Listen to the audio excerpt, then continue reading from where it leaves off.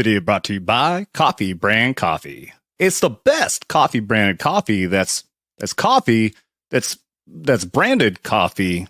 It's coffee. It's really good coffee. You should check it out. Go to coffeebrandcoffee.com. Use promo code VETS. That's VETS VETS. Get 10% off. Coffee! I have a knife in my foot, Sergeant. Oh, yes. Of course. That's it. The knife. What is your name, soldier? Spitty Riker. No. Your name is Private Idiot. Do you know why? Because I have a knife in my foot.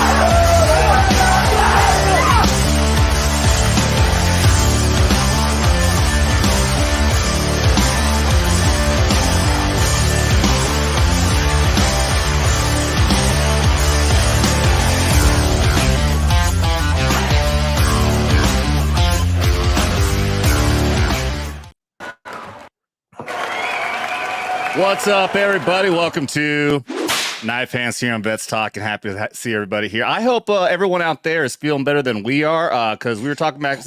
I am not well right now. My body did some disgusting stuff about an hour ago that I'm not going to repeat here. Me and Rob were talking about it. He's rejecting the semen that a man put in his butthole last night. Dude, you started, dude. All right. Well, this is off to a great start. Hey, everybody. I hope everybody had a great Christmas. Oh, yeah, I was going to play one. I got rid of the Christmas stuff. Pretend that you're hearing Jingle Bells. Jesus, thank God. I could hit the more you know button instead. By the way, Big Rob, thank you very much for you and XWing carrying on the show up to like 7 fucking hours on Saturday after I passed out. Dude, that was crazy.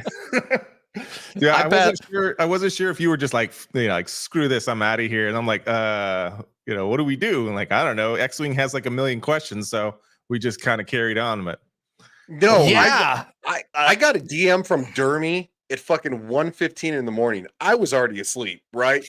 And Dermy's like, he's like, hey, if you could end the stream. And I was like, so like it's 6 a.m. I'm like, oh fuck. And I look and I'm like, it ended. What the fuck, dude?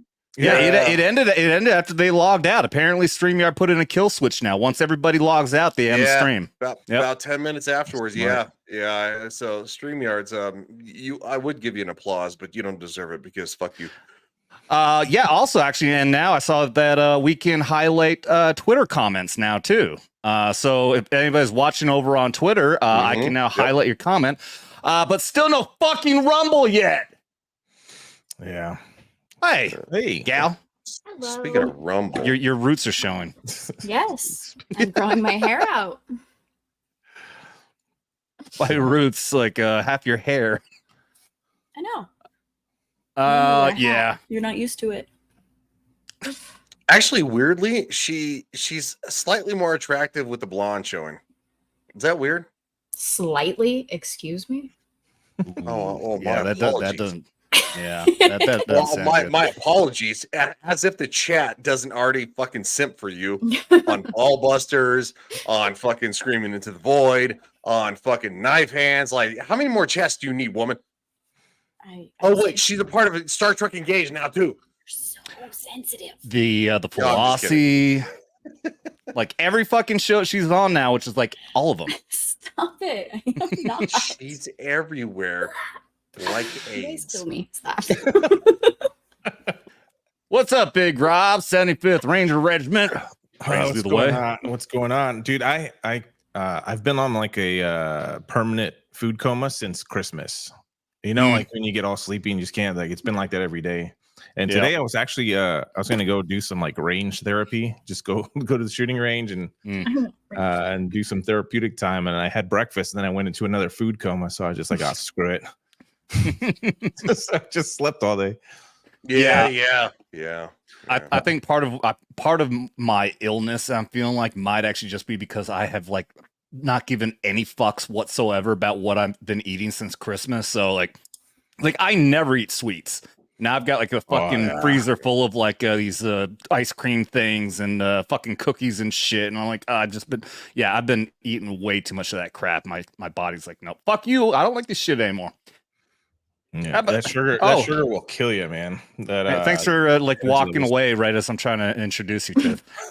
I can hear you. Yeah, I'm still here. I love the fact that like of course a woman walks away while she's still on camera and she just doesn't think to do this. Look, it's a button. Look at the button. I was gone for 2 seconds. Oh my god, sensitive little bitch. Says the man who got up, grabbed his AR-15 to check and see if somebody's trying to rob him and left the camera on for us to see the entire thing. That was a mistake, by the way. I tried to turn the camera off. That was a mistake. You didn't realize your fucking like your studio is like right in your fucking living room and the door right there. I lived in an apartment in fucking Tampa, Florida. Like oh, tiny little place.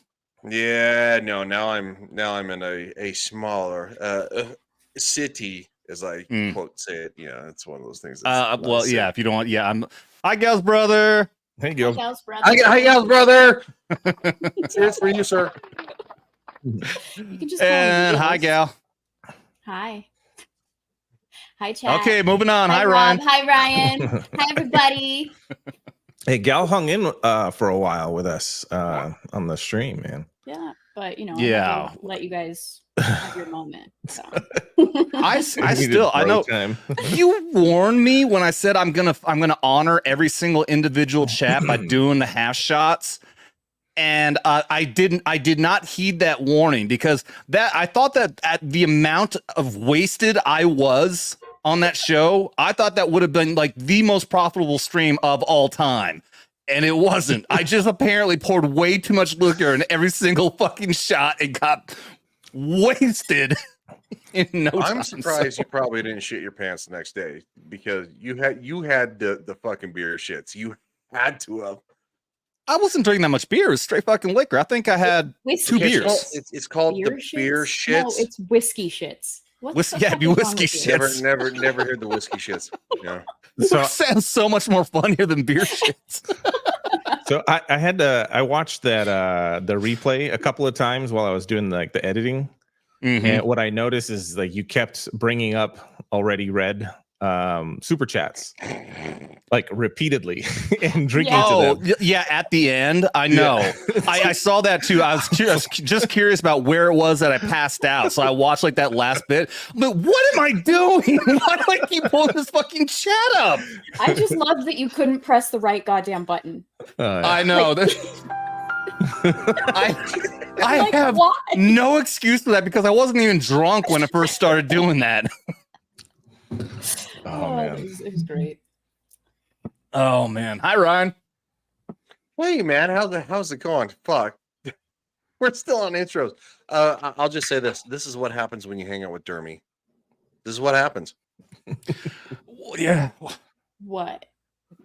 You get drunk and stupid, and you leave your stream going, and he has no defense, and I think all of us here have been. And I tried super hard to find someone that might be able to shut it down. I was just like, I got nothing. I reached out to Horny Alf. I reached out to Jesse. I reached out. Who else did I reach out to? Yeah, well, you saw Jesse was passed out in his fucking chair. I knew it was a long shot. Yeah. I reached out to Ryan. Didn't I reach out to you? No, that was Dermy that reached out to me. Oh yeah, because Dermy said that he was going to. Yeah. That was thankfully, StreamYard has a kill switch now. So once everyone left, the stream Yeah. ended. So not a big deal. Thank you. But thank you, StreamYard, for Gal. that. Thank you very much for trying to help. I appreciate I that. do what I can. Yeah, I'm thank you, sober Gal. enough. Although I What was the a bit hell does this stimpy mean? for this one. Dermy's Pooch. Oh, that's right. Yeah, Dermy did post. Yeah. He had to put his dog down. Yeah. it sucks. Yeah, and Yeah, he that powered does through suck. last night. We on Adam the Renaissance Nerds channel. We did the Shutegawa Doctor Who Christmas special, actual Christmas special, and it was ass. And no, he was there. So yeah, they put the dog down today. So that sucks. Yeah. Dermy's actually our friend, even though we give him a lot of crap. But yeah, we appreciate it. Don't speak for me. But when I saw Pooch, I thought it meant something else. I wasn't sure. I know. Like normally when there's I did weird too. words. Like, is this a sex organ thing or Right? like Is it a new mean name for the back ass taco? Like the gunt. The guns, yeah, that's what I was back taco if it was Dermy, but Cal, just for the record, you take your clothes off on Ball Busters. I don't want to hear about it. I didn't take my clothes off. I wore a bikini. Yeah. And a onesie. Well, you did have something Okay, going around your shirt. waistline that you took off to reveal your ass. So I do believe he's not incorrect. Dude. I don't know what you're talking about. What is that? So Anyways, confused. It's already a train wreck. And that was it is one already, time. dude. Yeah, I expect nothing less. But let's go ahead and say hi to our awesome chat. Chaya's always in here first. Welcome, Chaya. And Bubba motherfucking Ford says, "Sup, dickheads? Sup, dickhead? I approve this." Yeah, I like that. Yeah. Tracy K, what's up, Tracy? Let's see, man, you guys are just chatting it up before the show even started. GR, hey GR, bad take, Bojan. What's up, Tracy? I mean, Tina. What? I know. I was just looking at The next Tracy's one. right here. So yeah. Yeah. I'm like, are you mixing them up? My brain is so melted right now. I'm Still drunk from last week. Rumble notification hit. I know. Thank you, Rumble. Actually, fucking showed on time today. Appreciate that. A serious man. We got some roots. Now show some limbs.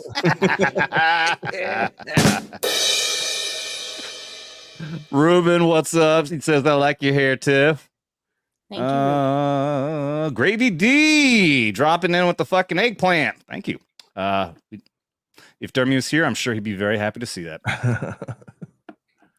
Bring back common sense, our amazing Aussie. What's up, man? What is up? Let's see who is in here. That is it for now. I do see we got 20 people over here watching on YouTube, though.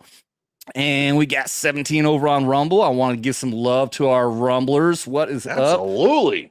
Like I said, fucking thanks a lot, StreamYard. Now we can highlight Twitter chats, which there are none.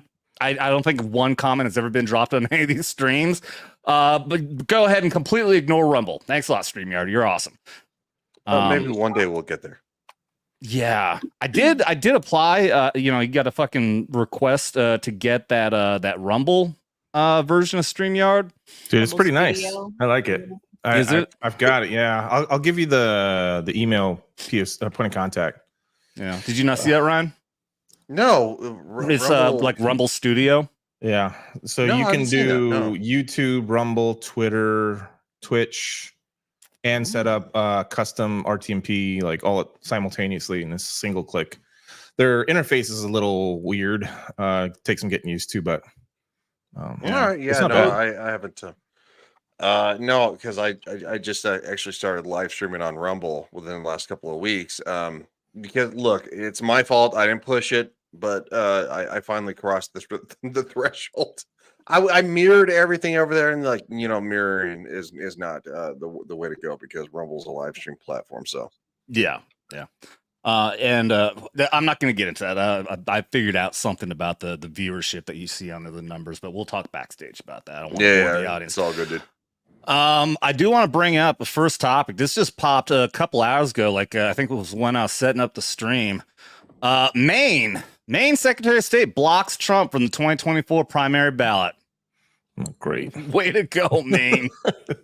right after Colorado backtracked and put Trump back on the ballot. And Maine goes ahead and tries to do this because there's no constitutional authority to do this. Yeah, trying to say 14th Amendment, saying that he committed or tried to start an insurrection when he has not been prosecuted for any fucking such thing. Yeah, did you see the official in Maine who I guess single-handedly did this? Oh yeah, full on fucking Biden and Obama Biden, fucking supporter. Yeah, all chummy. Yeah, but what's crazy is Colorado's like, what were if they reversed this so fast? Like, what were they thinking? Pending, I guess, the Supreme Court, but I mean, they pretty much knew it was full of shit. Yeah. So two of us currently live in Colorado, right? So it was on the. This was something they were going to do, and then of course they actually backpedaled up the first time, right? They actually backpedaled once. Then they reversed it. It wasn't so it wasn't backpedaled, it was shot down by the court. And then the appeal took it to thank you. Yeah. So and then it was brought back up, and then it just and then of course they gave themselves like, oh, we're going to give ourselves I don't know 25 days of leeway to figure things out. It's like no, bitch. What's interesting about that is the 3 justices that dissented. They went to school at Denver Law. The 4 that approved Harvard, Ivy League fuckers. Yep, of course. All of them were Ivy League. Yep. Big fucking surprise. Just an interesting little tidbit there for anybody. So what's the basis of this main one then? It's the same thing. It's the same thing. They're claiming the 14th Amendment. They're saying that he tried to start an insurrection, and which he is not guilty of doing. That's why both of these are so incredibly illegal and improper, because if he's found guilty of trying to commit an insurrection, then they have the right to do that. But that's not the case. Yeah. No, there's probably going to be more. What they're actually doing is they're stealing the actual voting rights from people in these states. They're like going, well, we know what's best for you, so we're going to take this person off the ballot, whether you want to vote for him or not. I don't care if everybody in the Denver area, which vastly outnumbers, Denver, Pueblo, stuff like that, Boulder, they outnumber the rest of us in the state of Colorado. If they hate orange, if they say orange man bad, look, that's their right. I think they're fucking retarded, because most of them are Californians and they fucking poison the cities so badly. It's not even funny. The thing is, though, is that you are stealing the right of other people in this state to vote for who they may want to vote for. That's horseshit.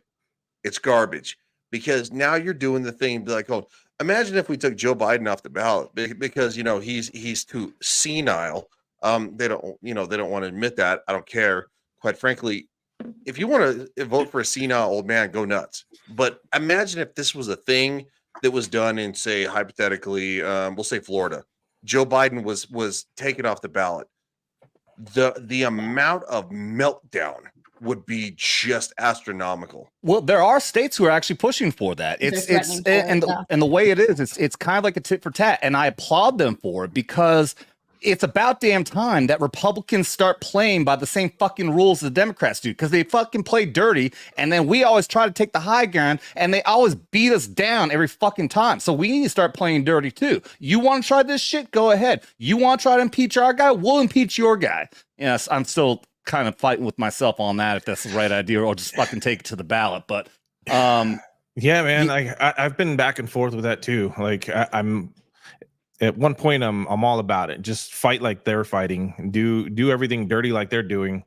But in the long run, like where does that leave us as a country? Like, can we survive that kind of shit? Can we survive like different states just yanking people off the ballots? Like, I don't want to see that happen, but if they're doing it and the Republicans are just like, oh, you guys did bad, and they kind of just take it up the keister, like they have to do something. And here's the thing is that, I don't know what the basis for these states considering doing this to Biden is, because also he hasn't been convicted of anything. Yeah. Now we have a lot of evidence. Of course, those of us on the right who are actually paying attention know that there's evidence out there of the corruption of the bribes to Ukraine and China and everything. Well, we know of China too, because money going through his son. But he still has not been found guilty of anything. So yeah. See, that's where my whole issue with the right doing it as well. How about the right focuses on actually doing something instead of just complaining about it? They're just complaining. Oh, well, he took money from this and he took money from that. Then fucking do something about it. You sitting here bitching about it and then nothing all the live long fucking day does absolutely nothing. And it just pisses people like me off to where I'm just like, well, fuck all of you. Seems like they do that for everything, though, not just this. So whether it's the border issues or any social justice, like they'll sit there and go on the news or complain, bitch and moan on the Senate or House floor and make tweets and public statements, but they don't do anything. No, I agree. Go ahead, dude. Yeah, well, I mean, even with Ray Epps, I mean, Gal is right. Like, I remember, when the fucking FBI director was being grilled over Ray Epps, we had a couple of good comments in there. Who is this guy? Does he work for the FBI? Why haven't we brought him in? Why haven't you brought him in? Yes. You're absolutely right. They got good sound bites out of it. And the FBI director, basically said we can't talk about it, which kind of confirms our suspicions. But yeah, still, they got good sound bites out of it, but I still have yet to see any fucking Republican really take good action to get to the bottom of what's going on with Ray Epps. They probably have like behind the door, closed door meetings, and there's never Trumpers in the Senate that they'll say one thing. Yeah, they'll say one thing on camera, but behind closed doors, like they don't. Yeah, they don't want it. So bringing attention to something like Ray Epps, maybe they'll make a public statement about it, but I mean, just the proof is there. They're not doing shit about it, and they could. Well, I look. Hey, Devil, how you doing, buddy? What's up, Devil? Hey. Devil, you want to do your intro? No, don't need to. Yes, you do. It's like, no, Ryan's here and is just gonna laugh at me. Yes, you do. No, I'm really sorry. don't. Who are you? You should Who are you, follow sir? him at Nalik3 on the Twitters. He's like, I'm Devil. Made me do it. Now at 3 on the Twitters. There we go. No. You have to I be gotta- nice about it with mine, Devil. Ryan's being mean. No, and because look, Devil's the best of us, right? Like when he has a pure heart. Damn, that's weird to say since he's the devil. It's so weird. But the thing is, look, is that these people, right? They despise What do you mean by actual. these people? What do you mean, you people? Socialists. Our elected politicians, the majority of them are just a nonsensical joke. They're there to load their own pockets. Being a politician was never ever meant to be a career path when the founding fathers created this country. It was meant to be something that you do and then you go back to your real life after 4 years or like 6 years, whatever. So you have these losers. And Ron DeSantis, look, he was a rock star during COVID, but now he's just another fucking loser because he has done things and he's gone on the warpath of like things that would make sense for everyday Americans, but because his presidential run flopped, he's just become bitter. Yeah, I think And that's all these people want are votes. So sorry, Rob, go ahead. I think because I was a big fan of DeSantis, like as a governor, like when he was doing all that shit. And as soon as like his people started doing his social media and just some of the appearances and some of the questions that they ask him, like who the hell's advising this guy? It's so cringy to watch. And I like the guy. And I just like every time I watch it, I'm like, dude, what the fuck are you doing, man? That's exactly the problem. Is that his gubernatorial, if I said that word right, campaign crew, whatever you call them, is clearly different from his presidential. So yeah, they got a lot of other different people now advising him on different things. Like his debates are very, very different from when he's running for governor. And the thing is that when he is organic, when he's just talking, just speaking his heart, then he's fucking great. But clearly he's being coached up by somebody who probably has, president campaign experience or some shit. And he says, you have to do this to become president. And he's listening to them. And unfortunately, so that's the thing, is that I still like DeSantis. I just don't like the presidential candidate DeSantis, because it's not him. It's clearly not him.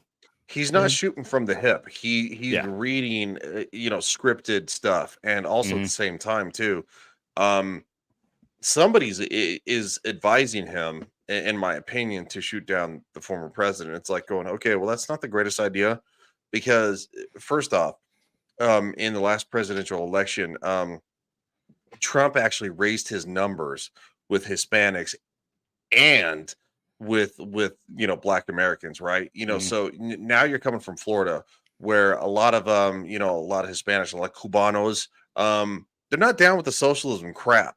And it's one of those things that, especially Miami-Dade, where there are so many Cubans, they actually shifted drastically in the 2020 election. And these people are advising him so wrongly, like it makes no sense. They have to be two separate teams or something. I don't know. Yeah, and I can't get past those fucking gay ass boots, man. The cowboy boots. The ones with the little the toe part sticking up, dude. It's not a big deal. It's just funny, and it's funny watching everybody melt down over it. I'm like, dude, it does look kind of weird. You should just own up to it. I think he's always worn those. It just wasn't until the whole thing where it wasn't Irma. What was one of the last two hurricanes in Florida, where he was wearing those white waiter boots, right? Because the street's blood in Florida. Like, if you're going there, you're gonna, if you're going somewhere that's flooded, you're gonna wear waiter boots. And then, of course, I think everybody started noticing his boots. It's like, look, I don't care. Look, you can wear whatever the fuck you want. It's your policies that matter to me, right? Yeah. So I love internet drama, and watching everybody melt down over boots is like this stupid conservative calendar bullshit. Oh yeah, I was just looking for that. I had that lined up for later on, but yeah, that's perfectly queued up time. We'll go ahead and pull that up right now. Did any of you guys watch the Spaces? Sorry, or listen to the Spaces on Twitter? I did not. No. All right. Well, here. Okay, let me just read this. So this is coming from this Abby Libby lady, who obviously is a conservative, but she's a little pearl clutching fucking Karen is what she is. The quote unquote conservative calendar doesn't feature any pregnant women or photos of women with their kids, because it was never actually about quote unquote real women or conservative values, just sex appeal, featuring married women marketed to dads. We all know it. Enough gaslighting, dude. It's a fucking bikini calendar. Yeah, with that, every single one, they're all conservative women, gorgeous conservative women, like the swimmer who's fighting against the trans shit, with a can of fucking beer next to them. Well, yeah, this is made for fucking men. This is made for real men who like hot women and fucking beer. All calendars do that. When they do a fucking fireman calendar, do they go fucking find the real firemen who have a beer gut and no, they choose the most hottest fucking firemen they can out of the entire city and put them on there. Oh yeah, it says right here. It says right here, Riley, done for decades. Yeah, it says right here, Riley Gaines. This is actually Riley Gaines right here, is fighting against the trans shit. I saw this and oh my god, I knew she was like a beautiful woman, but holy shit. Dude, she's like, I don't know if she probably swims circles around the rest of the women, which I'm not saying the rest of the women in the calendar are ugly, but this is something that, like, are you kidding me? Like, this is the hill to die on, dudes. Let's get real.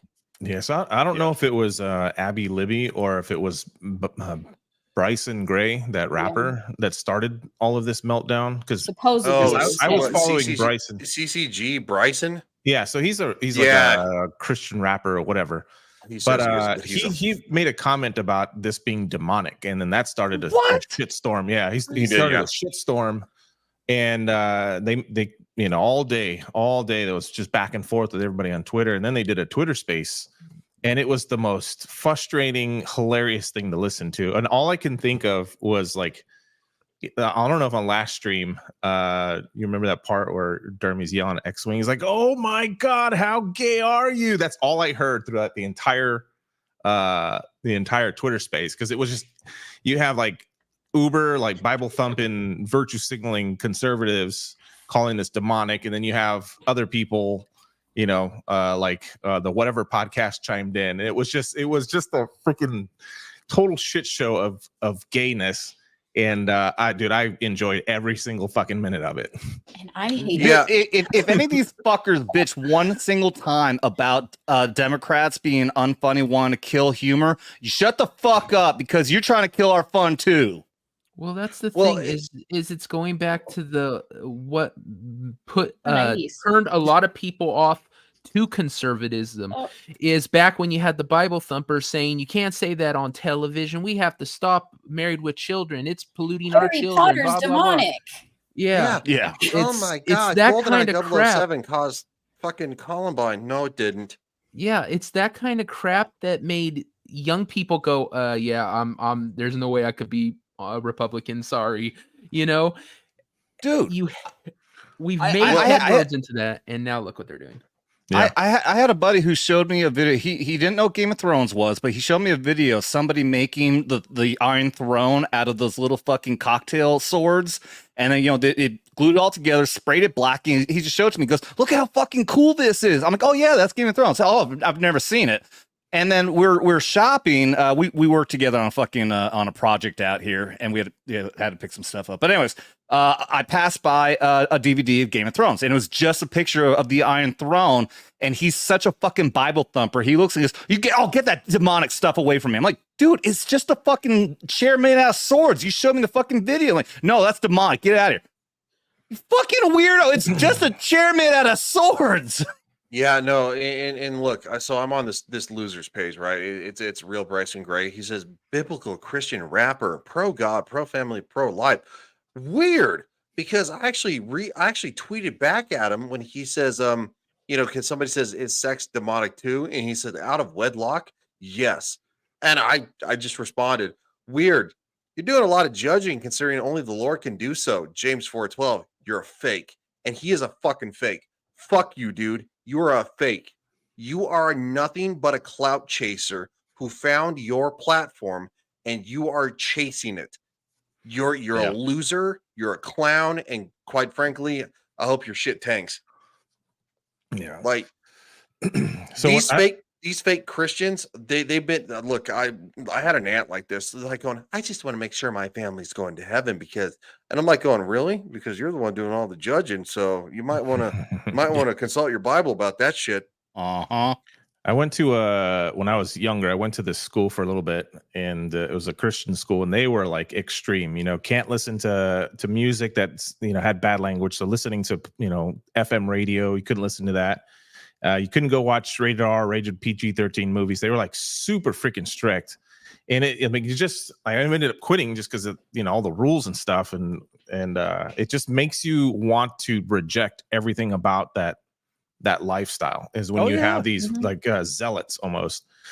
And it's that's why you hear so often of the preacher's daughters turn into fucking whores. Yeah. Well, Christians, aren't they the worst guys? Well, it's one of those. Shut up, devil. Coming from devil. Coming from the devil. Yeah. It's one of those things that it's no different than the extreme leftists, right? Like they're on a crusade to basically torch everything they don't agree with. This is the same thing on the right. Like going these whether they're Christians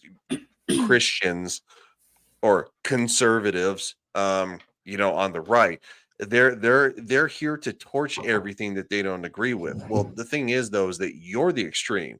It's the rest of us that kind of live in the center that we might bounce around a little bit. We may have our conservative, traditional values. Like that's fine.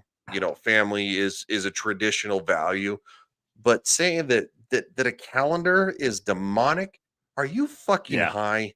So my whole issue with these people that are bitching about this is it goes back to those who preach the loudest Have the most to hide. They have the most to hide.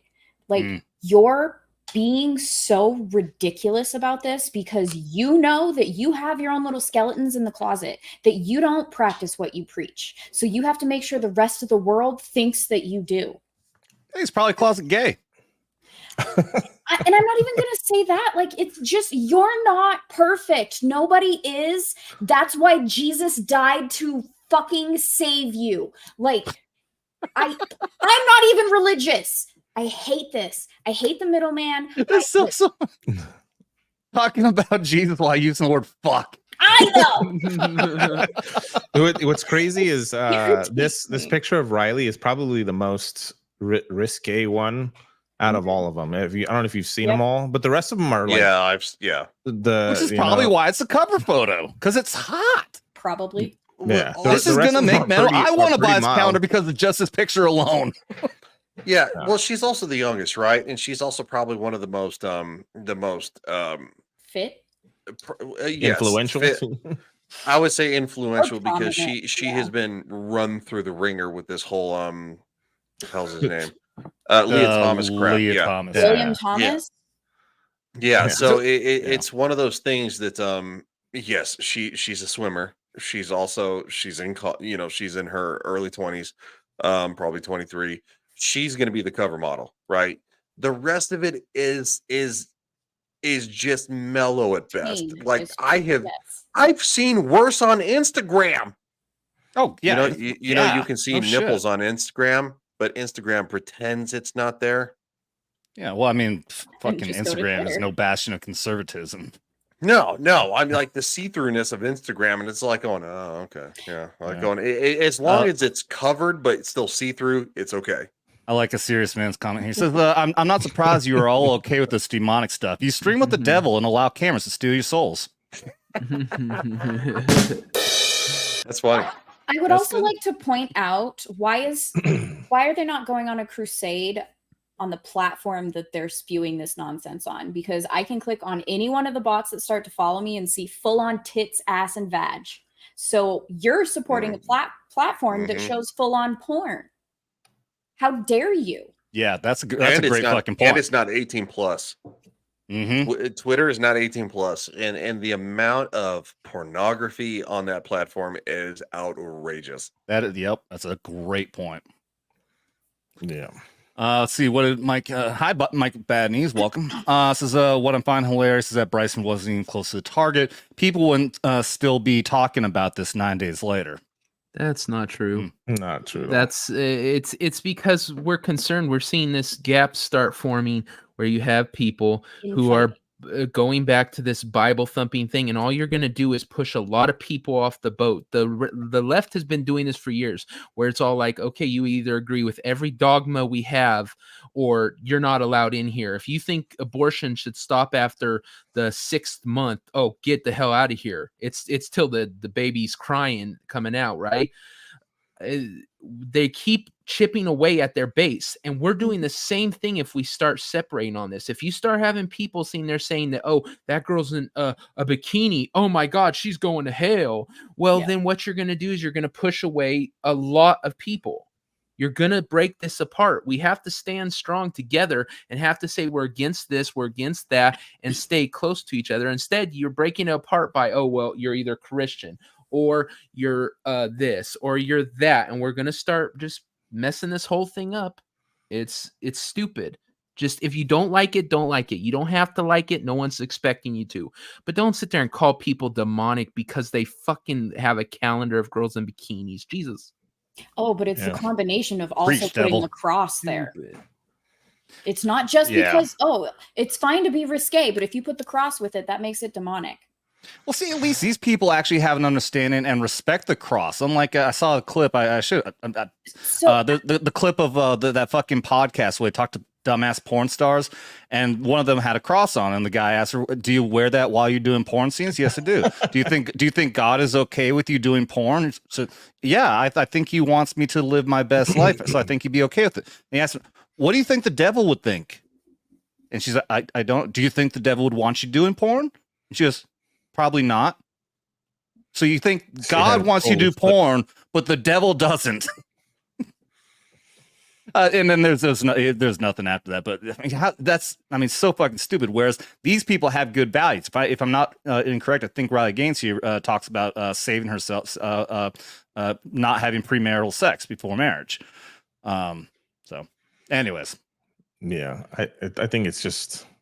There's a small faction with loud voices like Byron Gray, whatever his name, Bryson Gray, Abby Libby, Jenna Ellis, these big name, with a lot of influence, making us think about it, and a bunch of haters on Twitter. It's just like this is the battle that you're gonna do. Like this is not the one, guys. This is not the one to cause a fracture with the movement or whatever. I would say that Mike has bad knees with his most recent comment has a point if Bryson Gray said one comment. Oh, he's been quote tweeting anybody and everybody who's pushed back. Also, at the same time, he actually called out my friend JT Gunn, who has nothing to do with any of this. He rarely just covers movies and stuff like that. And he quote tweeted him, and that's where I got involved, because I'm like, you're starting to fight with a friend of mine who he doesn't cover this stuff, but you decided to trash on and say, well, you're not a conservative, blah, blah, blah. Like, oh, you're not the arbiter of anything ever. You're not the gatekeeper of anything. Yeah. And he's like, well, there are labels to conservatism. And I'm like going, well, there are. It doesn't mean that you're right on what the label is. Well, I think go ahead. Go ahead, Devil. Oh, I was just going to say his comment before that. He's only holding Christians to their own standards. No, he's not. He's trying to hold people who maybe aren't Christian, or maybe that's not where they are, to a standard. If he just said, it's not for me, and if there was a Christian guy out there going, oh, I love it and stuff, and talk to them, fine. But he's putting it out there because he's telling everyone this is wrong. Well, that's not for you to decide for me. Yeah. What I was going to say is, like, one thing calling people demonic, but then he started accusing people of not being Christian. This isn't Christian. And then, like, once you start judging who is and isn't Christian and following certain values, like according to the Church of Bryson Gray, like, come on, man, like this is just your opinion. There's no biblical text that talks about mini skirts or skirts and photo shoots. This is all your interpretation of modesty and whatever. Like, I mean, if they were out there in G-string bikinis, like doing nasty things with a cross, then I would say, like, yeah, I totally get it, man. But this is classy. This is that pose right there is risque, but it was still classy. Yeah. But but my big thing on it, though, like I made the point earlier, though, is that we've been bitching now for years about how much the left is killing entertainment and killing comedy because of their woke ideology. And now, like I said, I guarantee these fucking people who are bitching about this will complain, and probably have complained about the same thing, but they're doing the same fucking thing for us now. Yes. It's just entertainment. People want to be entertained. And men like to look at sexy ladies and drink beer, which is why there's a beer next to every single one of the ladies. No. I mean, just shut the fuck up. It's gatekeeping for the sense of morality. Mike, I'm not telling you to shut the fuck up and talk about the fucking Karens out there. Yeah, we're always open to debate here, Mike. So I get it. You're disagreeing with us, but we still respect you, and we're gonna have an open conversation with you. He's not necessarily disagreeing with us. Yeah, He's pointing out, like, why are we talking about it? It was a stupid comment. Move on, type of thing. Yeah. Like, there's a disagreement there, yes, but it's not the main disagreement. Mike Griffith says my pronouns are Christian, American, Patriot, Veteran. Yes. I agree with this. What are you gonna say, Ryan? No, I was just gonna say this too, that that now they're actually gatekeeping freedom of freedom of speech, right? Because freedom of speech, freedom of expression, this is something that like going if you're actually conservative, you don't gatekeep that because if somebody wants to call you the worst words in the world, like they have the freedom to do so, even to your face, right? Because that's what freedom of speech is. And this is what they're doing. And the thing is that whether you agree or disagree with it, you have the right to disagree with it. However, you do not have the right to chastise other people in doing so, because now you're moving from freedom of speech, which is government protected. I'm sorry, constitutionally protected. Religiously, you don't have the right to judge. None of us do. So they're conflating two things here, right? They're like going, I have the moral high ground because I think the sky is blue, blue. Like, okay, great. You can think the sky is blue and you have the moral high ground for whatever reason. However, if you shift your perspective to actual Christianity and the word of God, you have no right to judge anybody. So it's weird sides of the same coin here. What's up, XWing? How you doing, buddy? Look at how productive and peaceful this panel is without my dumb ass. And look at how sober he is without being on the panel. Yeah, well, I mean, we can change that if anybody wants to be generous. I still haven't mentioned this yet. We do have our drinking game rules do apply. Any single super chat will do social, $20 or more, and we'll take shots. The game is always ready and willing to go. I am considering experimenting this Saturday with new rules, so I don't get blackout drunk. Let me know. Let me throw this up to the panel and everyone. If I do any single super chat, we all do our social sip. $20 and we do a chug. I'll have a little chug video and we have to chug during that entire thing where it's going chug chug chug, and then $40 or more and we do shots. Does that make sense? Like chug non-liquor? Chug beer. Oh. Yeah, so instead of one single sip, it's chug chug chug chug. Yeah, I'd I don't probably drink die beer. if we were chugging. Would have to make you chug videos, damn it. But I don't normally drink anywhere. I mean, unfortunately, that would mean we're probably not going to see the Dermy shot videos very much. But dude, I can't. Especially, and I was really considering this because when Garrett comes on, he's probably going to get a little silly. And I don't want to be blackout drunk with the sober Mr. Nerdrotic. Yeah, we might need to change the rules a little bit. Bubba and Ford, real quick. Depending on the guest. I guess I'm like not clear on this. Ryan, you should change your name from the bucket to E-Tool Shitter. E-Tool? Yeah, E-Tool? Entrenching tool? Yeah, like E-Tool? Yeah, your little fucking shovel that you had that you got issued in the army. Okay, yeah. Well, I mean, wait, you didn't actually know what he meant by that? No, I thought it meant something else. I know what he was a cop. He never had to use an E-Tool. I had an E-Tool. I know what an E-Tool is. I was looking for more internet lore stuff, but it's not my decision, unfortunately. It's something that it's his story's decision. Yeah, that he chooses to tell the internet. It comes about through memes, and quite frankly, I have no control over that. So, yeah. And you have a little control over, not. What that I had to shit. Tell us about a bucket. It was an emergency. It was an emergency. It's or about your deep, passionate love for dinosaurs. Yeah. Okay, I just said that I had a child. I said I had a childhood love for the Tyrannosaurus from Jurassic Park because I was a kid when I saw it, and her name is Rexy from the book. It's just no, I didn't say her name. What are you talking about? What is going on? You basically did. Anytime anyone says anything about your precious Tyrannosaurus Rex, it doesn't name her Rexy or butchers the name.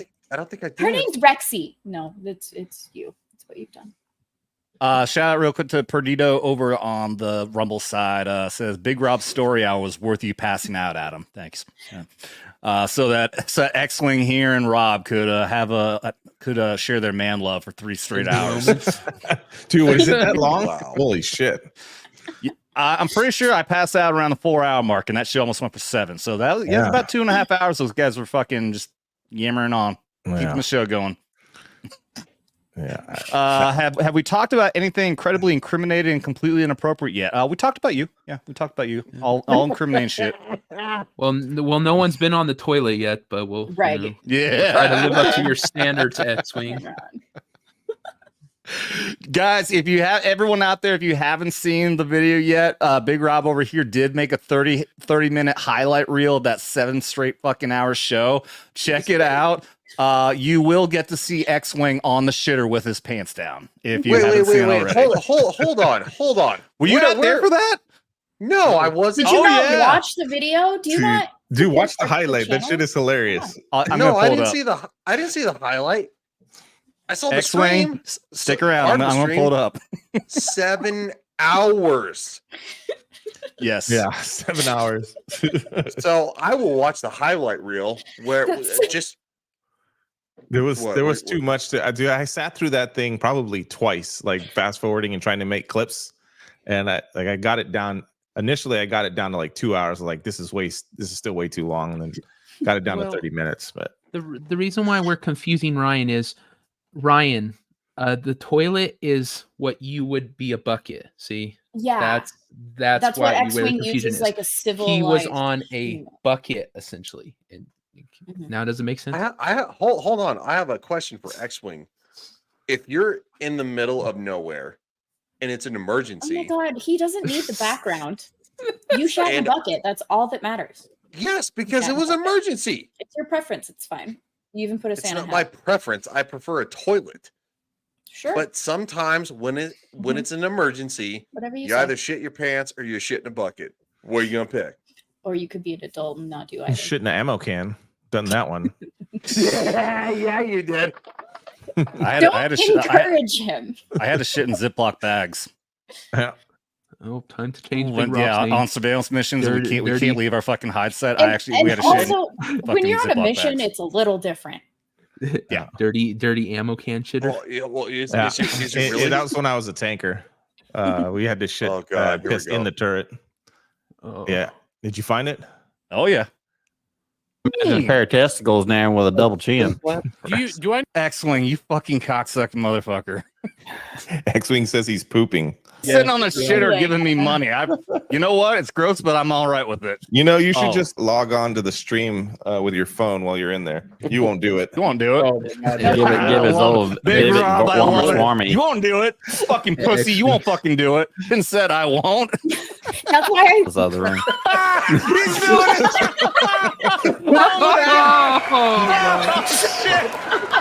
Oh, the internet is. I never thought that I could smell an image. Yeah, I'm trying to peacefully do this, but you forced my hand. He made sure that we knew his pants were actually down. And Yeah. But first we gotta celebrate X-Wing and his fucking pooping ass. And this is the first time I noticed he changed his name to X-Poop. You never noticed that until now. Oh my god, that is the funniest thing ever. Oh, Dude, it was so that show awesome. was so fucking great, dude. Dig a fucking hole. Yeah. And he took a big risk because he had to tuck his shit back, and you don't want to try to tuck while you're Yeah. Well, you notice his shirt was pulled forward, so clearly he's I'm making absolutely certain that no one's seeing my dick. Probably too small to see, anyways. Says you show more naked dude on your channel than Derm Adam. That's what you will. Wow. Hey, wait, that's wrong. Oh Well, shit! It is a vet's channel, and quite frankly, let's be honest here. Probably the majority of veterans have seen more dick than the average person by showering with a bunch of guys for about 6 months. Dude, we had a guy on our team. I don't know why he shaved his fucking legs. What? What? You would be in the community fucking shower in Germany where people just walking in, this fucking gay mode's got his fucking leg up and he's fucking shaving his goddamn legs that everyone to fucking see. I'm like, I don't know why. You know why? Why? No, the thing is, well, that's what I figured. The guy was fucking weird as shit. You know that one guy everyone's got on their fucking team or in their unit? He was that one guy. He would fuck anything up. He was such a fuck up. And he would do the dumbest shit. I mean, the dumbest fucking shit. But one thing I can say is he wasn't gay. I don't believe that at all. He was a fucking virgin when we got out to Italy and somebody fucking showed him where to find the hookers. And then next thing you know, every fucking weekend he's out fucking hookers. I mean, he blew all his fucking money on hookers. But no, he wasn't gay. Just really fucking weird. I've got nothing. Cliff says I was that guy. Oh, I thought he said I was that gay. It's okay, Cliff. We've all had that moment. It was Adam. Now he's like, why would anyone do that? No, okay. Yeah, Adam was one shaving his legs.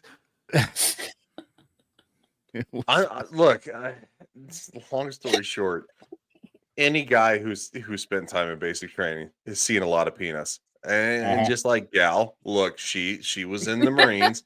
She's seen a lot of box. I thought you were gonna go where she thought. I thought where she was gonna. So obviously, she saw a lot of penis too. That could be a selling point. Join the Marines, see a lot of box. No, but he said you saw a lot of box. I mean, you saw a lot of vaginas. He wasn't saying you were a fucking barracks buddy. I mean, the way you reacted, now I might say it. Now we might be a little suspicious. She's like, "Oh my god!" Like, you know, it's no, fine. I didn't really see a lot of box because that, like, where it's situated, like, we didn't just spread our legs for people. So, like, with the penis, it's easier to see without having to spread the legs. You mean when you're in the shower, you're not just laying there, cleaning yourself with legs spread wide open? They don't ask you to. Because that's the way I was imagining it. Either we were literally running around the shower head. You're just ruining so much fucking happy thoughts. I had. Wait, sorry, guys. Hold on. Hold the fuck on. You know you have to clean that area with fucking soap, so you have to open up a little bit. Okay. We're not retarded, so when we're running through the line in the shower around the shower heads, that's what we clean. And everything else is secondary. You run around the showers just like oh my god, playing tag, like fucking yeah, fish. like just soaking each other down. Just I hate you're it, Sarah. No, I'm being serious. Cam, like, you joker. What? No, I'm being serious. Like, you have to wash that crap because I'm sorry. Were you given 10-minute showers? When you were in boot camp or basic? No, but I know what a bar of soap could do real quick. Yeah. Okay. Yeah, no shit. Damn it, Ryan. Show her how to clean a vagina. We would have soap. Are you assuming we didn't have? I don't know. You're like, I'm running around this fucking showers and like everything else is secondary. We were given like seconds to shower. Like there were shower heads, like 3 or 4 of them, and you had to run through them in a line. Wait, you had 3 or 4 of them? We had 8, and it was all dudes. I was really shocked. In my basic training, people. we actually had like fucking curtains separating them. We didn't even have to be like. That was one of the first signs I'm like, Army basic training is pretty fucking weak. We're even given individual stalls. Do you guys don't remember this kind of? We had a fucking shower room. It was 8 heads, and like literally, you rinsed, you wet, you went to the back of the line, you sudsed up, then you waited to rinse off. Like, the fuck are you talking about, gal? Like, you guys didn't get time to clean your shit? I always envisioned it like that scene from Revenge of the Nerds, the shower scene. Yeah. You know, like when they got the cameras in there. It a lot too. Right. That's not how they do it. Okay, well, this is the best way to put it. Starship. Yeah, I've seen that forever. Troopers. Starship. Oh yeah, co-ed. Yeah. No, hold on. Subtract the co-ed. Like that's what it was. All right. Gal, that's Well, not what You you're. guys the literally Marines did? were allowed to just stand in there and suds up and stand under the water and shit. Fucking weak ass. No, he said you got wet, then you went over and sudsed up, then you went back and got the soap off. No, So like, you went in basically when line. you get wet is the first shower head that you're running under. Okay. The next one you're sudsing up, and the last one you're getting it all off or you're not getting it off. Okay, we said That 4 was shower first heads. That's three. only 3. It was 3 or 4. I don't remember Yeah, specifically. she did say 3 at one point. What the hell is a Dutch rudder? I've never heard this Sounds term. very dirty. Have you What? never seen Oh my god, nope, I'm not doing it. Zach Nope, and Miri somebody make a porno? Huh? You've never seen Zach and Miri make a porno? Oh, yeah. I don't don't know remember what this a term Dutch though. rudder You know is? what the double Dutch rudder Double is? Dutch rudder. No, I don't. But No. I don't know if I don't think I want to. I haven't seen that movie in forever. I think I saw it in the movie theaters and never watched it again. Oh my Which I god. should. you It's a great sweet- fucking movie. you sweet summer childs. Children. What is it? Just say it. Hey, so Just Google it. Just Google it. What is it? Too No, dirty don't for Google this it. channel? Don't Google it. Jesus Christ, you're trying to fuck his shit Okay, all so up. so the Dutch What's rudder up? is, What's up, T. Louie? so the Dutch rudder is Fucking X-wing. Why ask me? Oh my the god. Dutch rudder is when you have He's flirting No, with you again, dude. Look, so that's why Big Rob's forms are so strong. Oh, son of a bitch. Is that a reach around or some shit? no. okay, your hand is on your dick. Yeah. Okay. The Okay, I'm Dutch fine with rudder that is part of it. you have one hand on your dick, you Mhm. take your Okay. other hand on your arm and you use it I'm to not Dutch gonna. rudder. And then the double Dutch rudder On the is other it- dude. Is when you got a buddy. yeah, is when you got you got a he says you got a buddy.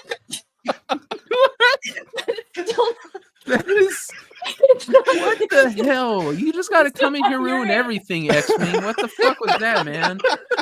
I could have went a whole lifetime not knowing that shit. And now devil knows. Play it. Boom, boom, boom, boom. Now, the more you It's like know. masturbation, but communist. I love how we had to explain that to the devil. Fuck it. I'm ashamed of you. Ashamed. I was like, That what? shit- that What's shit's that? I demonic. never heard of it. Thou doth It's protest too demonic. much. It's demonic. Oh wow. Oh. Look at this. We were actually talking about some damn good topics here, having a good discussion. X-Wing has to Yeah, pop into double just the Dutch rudder. chat and fuck everything up. Yep. Oh my X-Wing god. just drops in and says the gayest shit I've ever heard in my whole life and just walks away. Hold on. The best part is Devil said he's like to X-Wing, I'm ashamed of you. When the devil's ashamed. Oh my god! All my God. virgin years, I don't believe that. Oh man. Wow. Oh god! After that, I don't want to talk about politics after that. I don't know what to talk about. I really don't. Well, it's not like we talked about Christmas on the Christmas stream. Yeah, we had the whole fucking 7-hour show. I want to talk about Christmas, and we never once talked about Christmas. You don't have to leave X-Wing. It was awesome. No. You stay. You stay right there. Nut to butt. And, Which is and you hilarious, talk 'cause they about even more said things that. that will make the devil blush. It's one. Dude, like I never understood. I'm sure at least Rob's heard the term or the saying, nut to nut or butt to butt, but never nut to butt. Yeah, And that's that's No, that's a it's saying nuts to butt. that's a saying for when you're in a foxhole. Is that if you got to curl up because it's cold, that is the thing that you do. If it's cold out, you got to get body heat. So the thing is nut to nut or butt to butt, but never nut to butt. But I never understood the nut to nut part because that's super gay too. Yeah, What, you're staring nut in the to dude's nut? face. You're all You're- like, at least we're not gay, No. bro. You're As you're fucking staring longingly into each other's eyes. So when you guys were told to line up, you were never told the phrase nut to butt? Like nut to butt, yes. Oh, nut, yeah, nut yeah. to nut. Okay. But here's the thing is that when you're lying in a hole together and you go nut to Okay, butt, just then making you're sure. fucking spooning each other and your dick is rubbing on the other dude's ass. Yeah, So better that than is your gay. dick on So the dick. thing is, butt to butt is the only appropriate way to do it. Well, so what's the old saying? How many soldiers can you fit in the back of a LMTV? I don't know if I've heard Always that. one heard more, this one, right? Always one more. Always, yeah. Right. And so you do that by nut to butt. Everybody sits back. The furthest guy goes back. The guy sits in between his legs. That guy sits between that last guy's legs. That's the nut to butt. It's the only acceptable time ever in any man's life that he should ever do nut to butt. It's true. Period. It's very and then never talk about it again, which I'm breaking the rule right now. You didn't Matter say of any fact. specifics of any situation. Yeah, no, I've only ever done nuts to butts, but nothing other than that. Devil, But can you be X-Wing. sure to clip that, please? Damn it. Wait. Clip that out of all of the fucking gold that we just did There's for the last 30 so minutes. much to come out of this one. X-Wing, I tried to go nut to nut with Adam, and he scraped my ear hole. Earlobe. After Earlobe. hearing about that Dutch rudder shit, I ain't never going nuts to butt again. So the Dutch rudder is just with yourself. Double Dutch The Dutch- rudder. It's double when you have Dutch a buddy. rudder is just, And we're yeah, not it's touching just each other's dicks. the double Dutch rudder is But I don't. Then I'm missing something here. Okay, I thought it was you grabbed your wiener and you reached behind your hand behind you and grabbed the other dude's wiener, and that's No, like no. the No, rudder. no, No, you're no. facing each other. no. Okay, so Devil. So like, let's say you and I are doing the double Dutch, right? I'm grabbing No. my wiener. I won't You're say that. grabbing your wiener. You grab my With the arm free hand. with the free hand, and I grab your arm with the free hand, and we You move the arm move the arm. in a fashion. Devil is so disgusting. You won't say anything. This whole conversation is demonic. That's right. He's gone. Devil gone. Oh God. Oh, Here's a look into Dermot. the life of the military, guys, for all you This is- civilians out there. I mean, this is so much gayer than if Dermy was even here. This is Bet's talking. That's exactly what this is. Oh shit. Thinking Oh, about going to gosh. church. And we're not even drinking. You're not. Well, I mean, I'm sipping on some. Oh, okay, Actually- okay. It's actually cider. It's like 9% alcohol fucking cider. Cider. What? Are So I'm not. Yeah, I want to mix it up. you? Little Pretty fucking gay good. dude. Just real quick, Mike says saying wiener is a little sus. Yeah. He's not wrong. He's not wrong. You're not wrong. Oh God.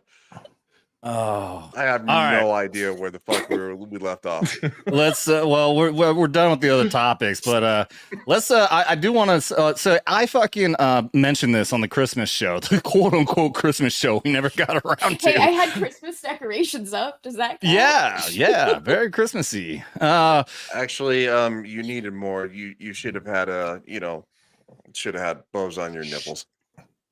I mean, I got up and danced in my dress. So yeah. What? I wasn't there for that. I missed it. maybe you should watch the replay Oh god. or the damn. 30-minute Perdido. highlight. Yeah, I watched it a Perdido- couple times. I'm just Perdido on Rumble says, "So Adam, what is a boof?" I really don't know. I want to know at this point. Who said that? saying. Perdido on Rumble. A boof. No, somebody said that on the stream last time. Boof. Yeah. A boob? I'm just Yeah, I assuming don't it's know. another weird fucking I sex know thing. boof So I just was, don't. I a don't fart. know. I don't know. Boof is a fart, but I Okay. don't know what boof is. Yeah, I don't know. Couldn't tell you. I know this though. Kwanza is a completely fucking made up bullshit that was created by a rapist. Did y'all know that? Who beat women with hoses, chunks of Oh hoses. yeah, it got so much worse than that, What? dude. So we got this whole article here, which goes through what it was all Brought to you by the based on. FBI. This is crazy too. The entire thing is that, okay, I'll read this part to explain at least the FBI connection. Let's see, this is talking about one of the major news stories, how Republicans like DeSantis trying to ban the teaching of history, which, okay, that's all just a little setup thing.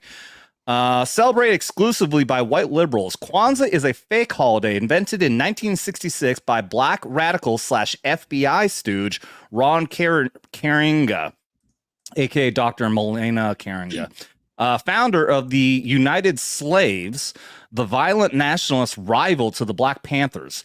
Liberals have become so mesmerized by the multicultural gibberish that they have forgotten the real history of Kwanza and Karenga's United Slaves. And remember, United Slaves is an organization. It was a cult is what it was.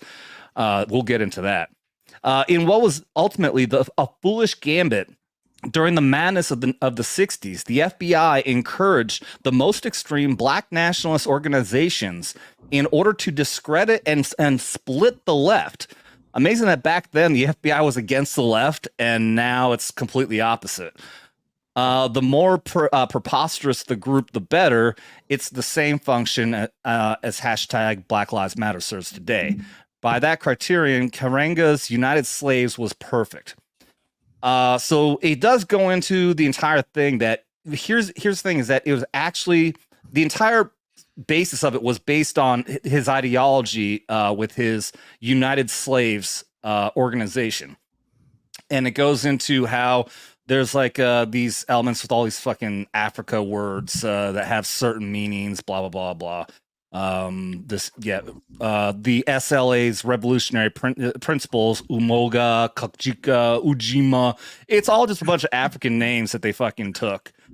And here's actually how radical they are. This is his fucking United Slave shit right here, with one of his Isn't people. that what's her name? The heiress, Hearst. I think that Hearst. isn't that Hearst? Patty Hearst. Patty Hearst. Mhm. Yeah. American heiress Patty Hearst poses with a machine gun in front of the Symbionese Liberation Army flag. Oh, okay, I was mistaken by that. Anyways, Hail Hydra. Hail Hydra. So can you dumb that down? So basically, like, where did Kwanzaa come from? I thought it was just like an anti-white Christian Christmas thingy. Well, it is, but it was made by this guy and under the encouragement of the FBI. This guy made, okay, so I guess we can, if you're really curious about it, we can go into how it all started. Let's see, where's that at? Because like every single elementary school around the country celebrates this like religiously. Yeah, and it's fake though. It's completely fake. This guy is not even African. He's an American who just happens to have blood from African slaves. He's not an American. He's not an African though. See, there. Despite modern perceptions that blend all black activists of the 60s, the Black Panthers did not hate whites. Okay, they're talking about why they chose this group to do this. Those were precepts of Karenga's United Slaves. The United Slaves were proto-fascists walking around in dashicas, gunning down Black Panthers, and adopting invented African names. I will be shooting any Black Panthers this week because I am Kwanzaa reform, and we are not that observant. I'm not sure what that fucking meant. It's as if David Duke invented a holiday called Anglica, which was based on the philosophy of Mein Kampf, and clueless school teachers began celebrating the made-up racist holiday. Yeah. Yeah. When I was black, I got rid of my slave name and took my African name, Elon Musk. In the category of the gentleman doth protest too much, back in the 70s, Karenga was quick to criticize Nigerian newspapers, claimed that certain American black radicals were CIA operatives. Now we know the truth. The FBI fueled the bloody rivalry between the Black Panthers and the United Slaves. In the annals of the American 60s, Karenga was the Father Gapon, stooge of the Tsarist police. Whether Karenga was a willing FBI dupe or just a dupe remains unclear. In one barbarous outburst, Karenga's United Slaves shot 2 Black Panthers to death at the UCLA. I really do want to. They do get to where some of this shit. In the 1974 Patty Hearst kidnap victim, Come SLA revolutionary, famously posed next to the banner of her alleged captors, a 7-headed cobra. Each snakehead stood for one of the SLA revolutionaries' principles. Oh, I get where it's going. All of these fucking Africa words. These are the exact same 7 principles of Kwanza. So that's one of the things too. Yeah, it gets into that it's a mishmash. The guy basically just took a lot of other shit. Like this, like taking these, what do they call them? The principles of this SLA, which is the Symbionese Liberation Army, and then took these and then just threw it into and claimed that they're the 7 principles of Kwanza. No, he took it from another one. So yeah, it's a mishmash of a bunch of other shit, and it includes his ideology from his United Slave shit. So it's all fake. It is completely fake and made up. Yeah. And do you know what this guy did and was later in prison? Oh, we'll get to that. Yep. I've got a whole nother article for that. So let's dig in a little bit into who this guy is. And I'm not going to go too long on this because I'm just going to highlight some of the worst shit he fucking did. The creator of Kwanza is a criminal loon who allegedly tortured naked women with a karate baton and a toaster. Lord. And it's worse. I'll just get into like he is a full-on criminal, but I'll get into the worst thing. Like I said, his United Slave things was a fucking cult.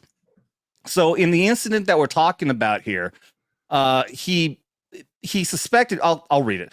The women of the members of Kwanza's ultra-radical paramilitary black nationalist cult is called the U.S. organization, which went by the acronym according to the Contemporary news site. Investigators said that women were held at gunpoint, forced to disrobe, and were beaten. Deborah Jones, who once was given the Swahili title of an African queen. Hold on, just heard somebody pop in. I figured out what. What's up, XWing? You want you on the toilet? God. Hey, buddy. Hi.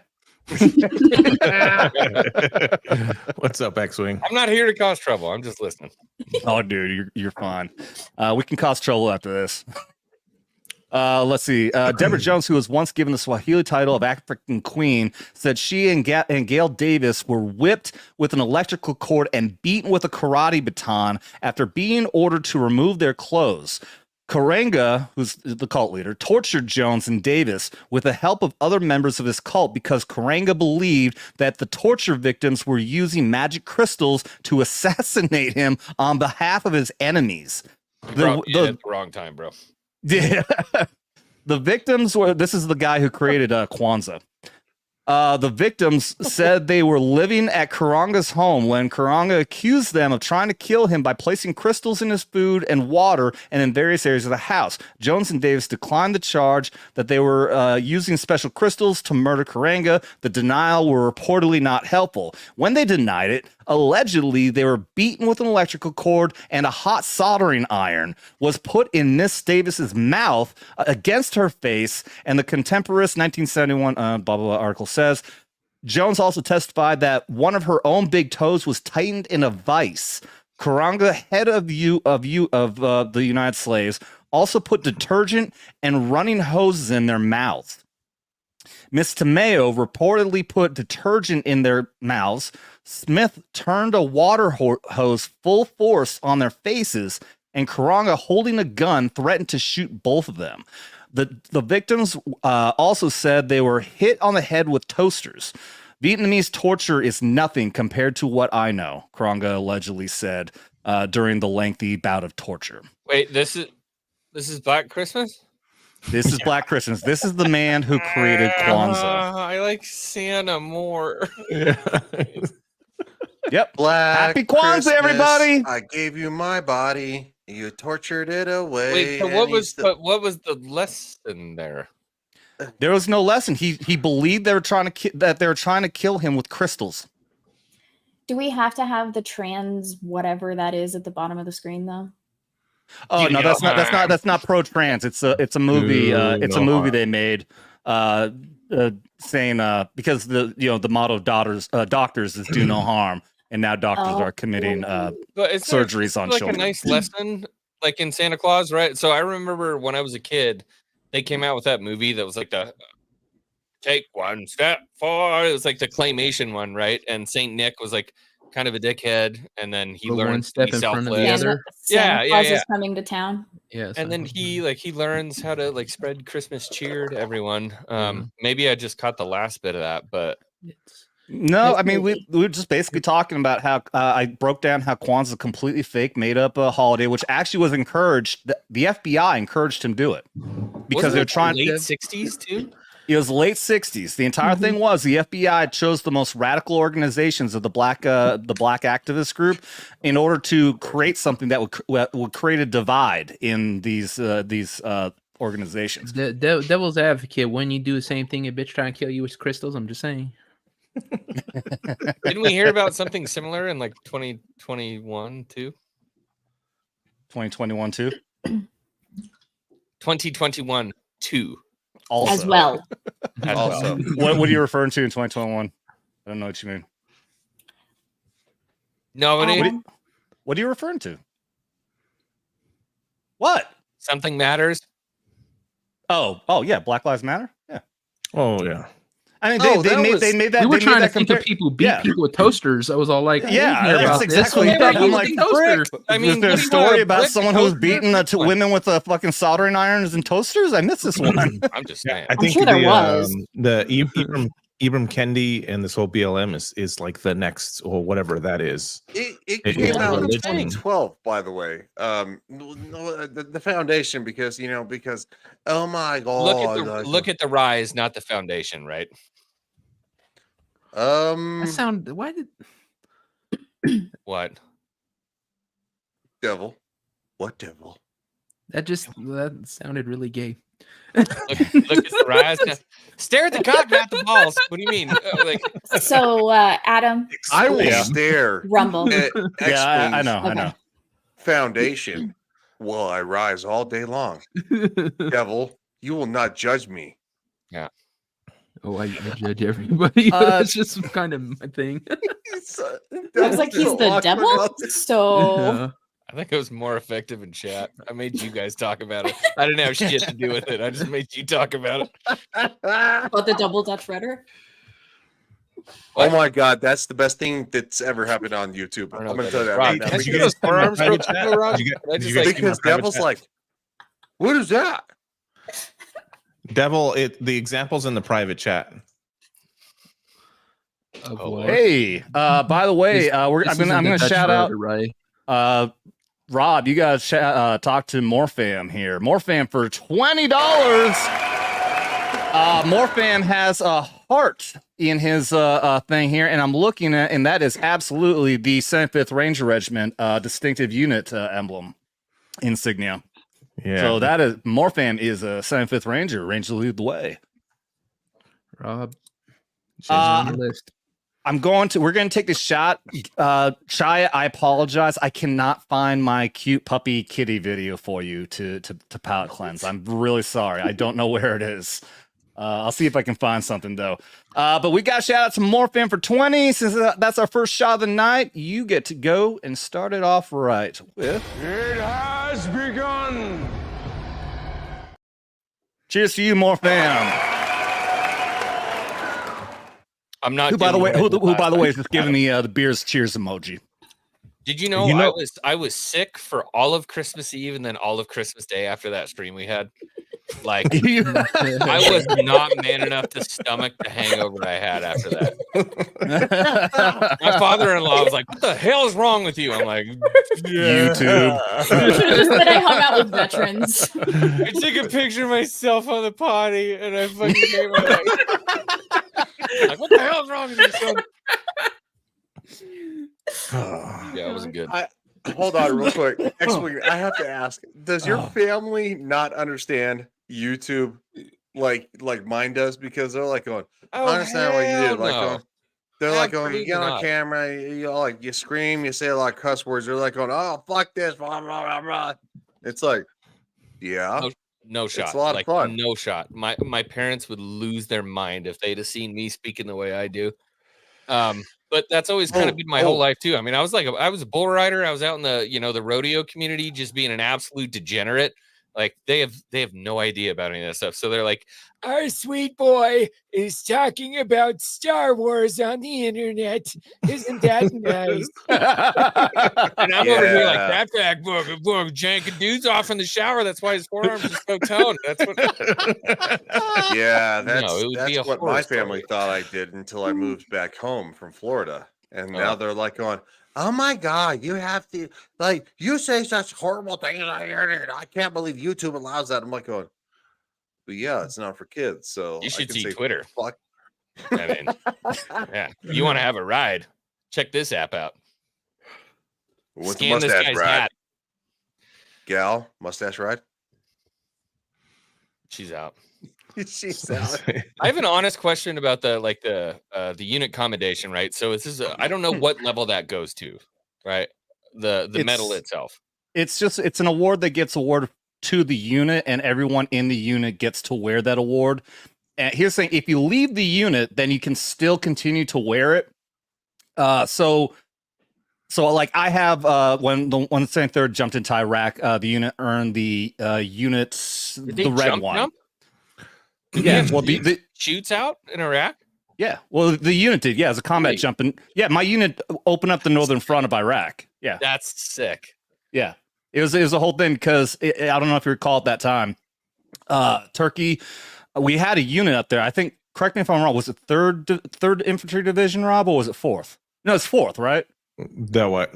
It was fourth. That was stationed up that was positioned up in Turkey, and then they had to take RAP down to go through Kuwait and said, anyways, the point is that they were going to open the Northern Front just like Kuwait. Everyone went through Kuwait through the south. Well, the Northern Front was supposed to be driven in, but Turkey was holding an election and opted not to allow us to do that. So my unit was the contingency to it. So we jumped into an airfield in northern Iraq and secured that and started flying everyone in. Yeah. So the unit citation, if you're like you kind of mentioned it, but if you have a unit citation and you leave the unit and you weren't a part of that unit when you got the citation as the unit, you can't wear it. But if you leave that unit and you were a part of that unit while you got that like a presidential unit citation and you go to another unit, then you can maintain or still wear that unit citation. Yeah. I guess my question would be, I mean, so I wanted to hear like how it works, but my question is, what happens when the unit gets the citation and then you got that one dude who's just a fucking potato? Well, he still gets to wear it. Gets it. Citation. Yeah, still gets the fucking dude who literally drug us half a mile down into a ditch and we got lost for 4 fucking hours and he gets the ribbon. Yeah, but everyone knows. I mean, just so like the 173rd, I know also obviously 75th got a fucking bunch of them, but like the presidential commendation is an all blue one. Like that's the highest award a unit can get. And when I was a cherry fucking private, I got to wear that because the 173rd earned it in Vietnam. So yeah, you were the but everyone knows it. Everyone knows that though. Is that a lot of the awards are historical. It goes back to Vietnam, World War II, all that shit. So there's a lot of fucking like really like some units 82nd, getting the presidential award. You see a fucking cherry ass private or a fucking fat fuck wearing that, everyone knows he didn't really fucking earn it. So if you guys are airborne, remind me because I for the life of me I can't remember. Dick Winters is always going to be like a big inspiration in my life. Easy Company, 101st. Screamers. Was that fourth infantry division? No, 101st. 101st. But what was what were they in that? So so you like the regiment? Yeah, I guess yeah. What's the whole division, right? Like, well, back in World War II, though, 101st Infantry Division, 101st, and back then the regiment was actually the primary unit that was operated. It wasn't brigades. So it went brigade and then regiment and then battalion below that. Maybe I was thinking 4th Infantry Regiment, 101st 4th Infantry Regiment. No, it would be like sticking out to me for some reason. It would be like a 3-digit number, like all the regiments now. Like in the 173rd, we had 503rd, 503rd Airborne Infantry Regiment is the whole title. So I think all airborne units, like 82nd was in the 500s too. So I think 101st was also. Is all in the 500s. And I think right now. And then I think, and so like I know that when I was in basic training at Fort Sill, it was an artillery regiment. It was the 319th. Oh no, the 319th is one we had in 506th. Yeah. Yep. It was the 506th. It's as soon as you hear that. Yeah. Yeah. Anyway, but yeah, regiments don't actually exist as an element of the command anymore. So like in the 173rd, we had at least in my time, there was 2 battalions there, and it was at that time 1st of the 508th and 2nd the 503rd. The fucking regimental numbers means nothing. It's just to maintain historical shit. They wear the distinctive unit insignia and all that, but there's no actual command level of regiment anymore. Is there a 501st? Yeah. 501st is actually airborne school. There's really a 501st? Man, as a Yeah. Star Wars nerd, I'm joining the fucking I never thought about that, but yeah, airborne school is 501st Parachute Regiment. Yeah. That's awesome. Yeah. Do you still have your airborne school photo, a class photo?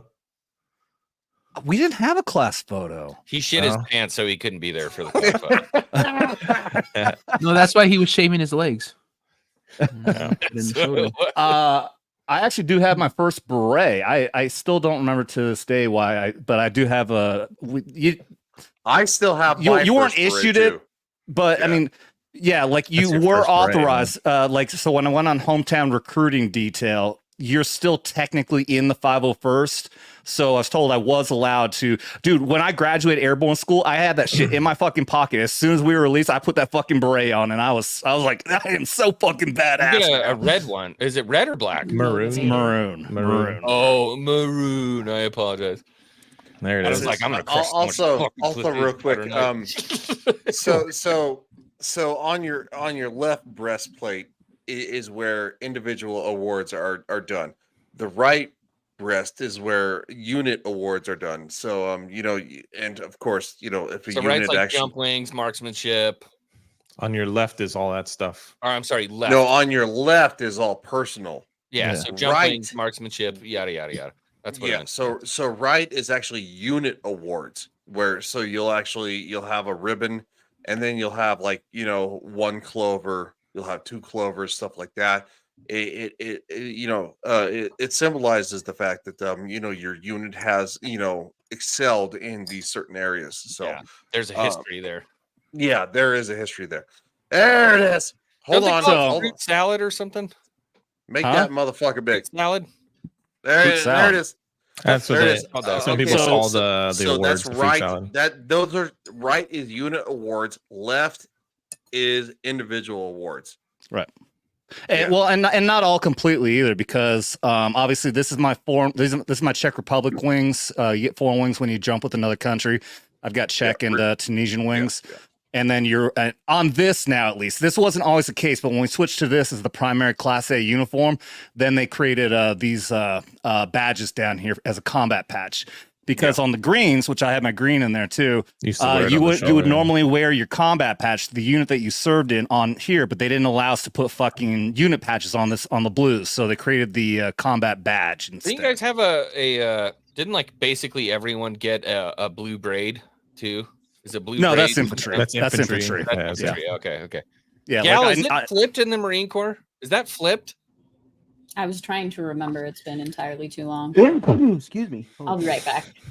So she was being a whore, and she was diving into the penis. Eat a dick. Ryan's like, I was in Hold on real quick. She sounded more stereo than ever. Yeah, I think she pulled her mic. I think she pulled her little fucking mic right up to her. She was like, "Eat a dick," and I was like, "Sound quality is great." I got tingles. I'm just saying, I got tingles. As we all do when we hear that, Tracy, no. Airborne school is only at Fort Bragg. They do air assault school at Campbell. Yeah, 101st hours. Airborne school's at Benning. I'm at Benning. Yeah. 101st is not actually airborne anymore. I said this the other day that they just hold the title of airborne for historical purposes, but they're actually air assault now. But I mean, all this stuff started. I always go to like Currahee, right? That's the thing that sticks in my brain is like Currahee, and that was at Fort Campbell. Okay, which is no longer in commission anymore. That's just like run down. Like it's no Campbell's there. That's Campbell's where the there. Hunter Post is. Yeah, Fort Campbell's still there. Campbell's there. But what? Wait, was Currahee Campbell? No, because I don't know where that was. It wasn't. It was not. Currahee was shit. Because I know the units moved around after World War II. Like the 82nd was not originally at Fort Bragg. Toccoa, Georgia. Toccoa, Georgia. Okay. Toccoa, Georgia. Yeah, that's where they started out. That's where they started to bring they're like, hey, if you join Airborne, you're gonna make like 72 more cents a day. And everybody was like, shit, yeah, I'm doing it. Yeah, Fort Campbell is air assault. That's helicopters. That's Black Hawk Down stuff like that. Oh, that's what she meant. Okay. Yeah, it's not flipped, by the way. It's not. So same thing. Unit and then. Well, yeah. I mean, they wear their unit under with the same ribbon rack. Like that's what I was just gonna say. I don't know about the unit ones because I never got unit ones. Yeah, don't believe that there's anything on the. No, I've seen it. I've noticed it because they're for you guys. They're made smaller. Yep. Yeah. Yeah, for the Marines wear smaller versions of what we have, so they're the size of our regular fucking ribbons, and they wear it on the same rack. Yeah. Oh, except when they're wearing full size medals. That's what it is. I've noticed that when they're wearing full size medals, then everything that's not a medal is worn on the right side. I've noticed that. So you'll wear all the full size medals over here, and then everything that is not a medal, like the unit awards and some of the other, like the combat action ribbon and shit like that will be worn on the right side. You need Jim in here. That's your problem. Yep. Jim will be like, break out the handbook for the friggin' balls and shit to the birthday balls. You said ball. Do I have permission to invite the beautiful man on? The beautiful man?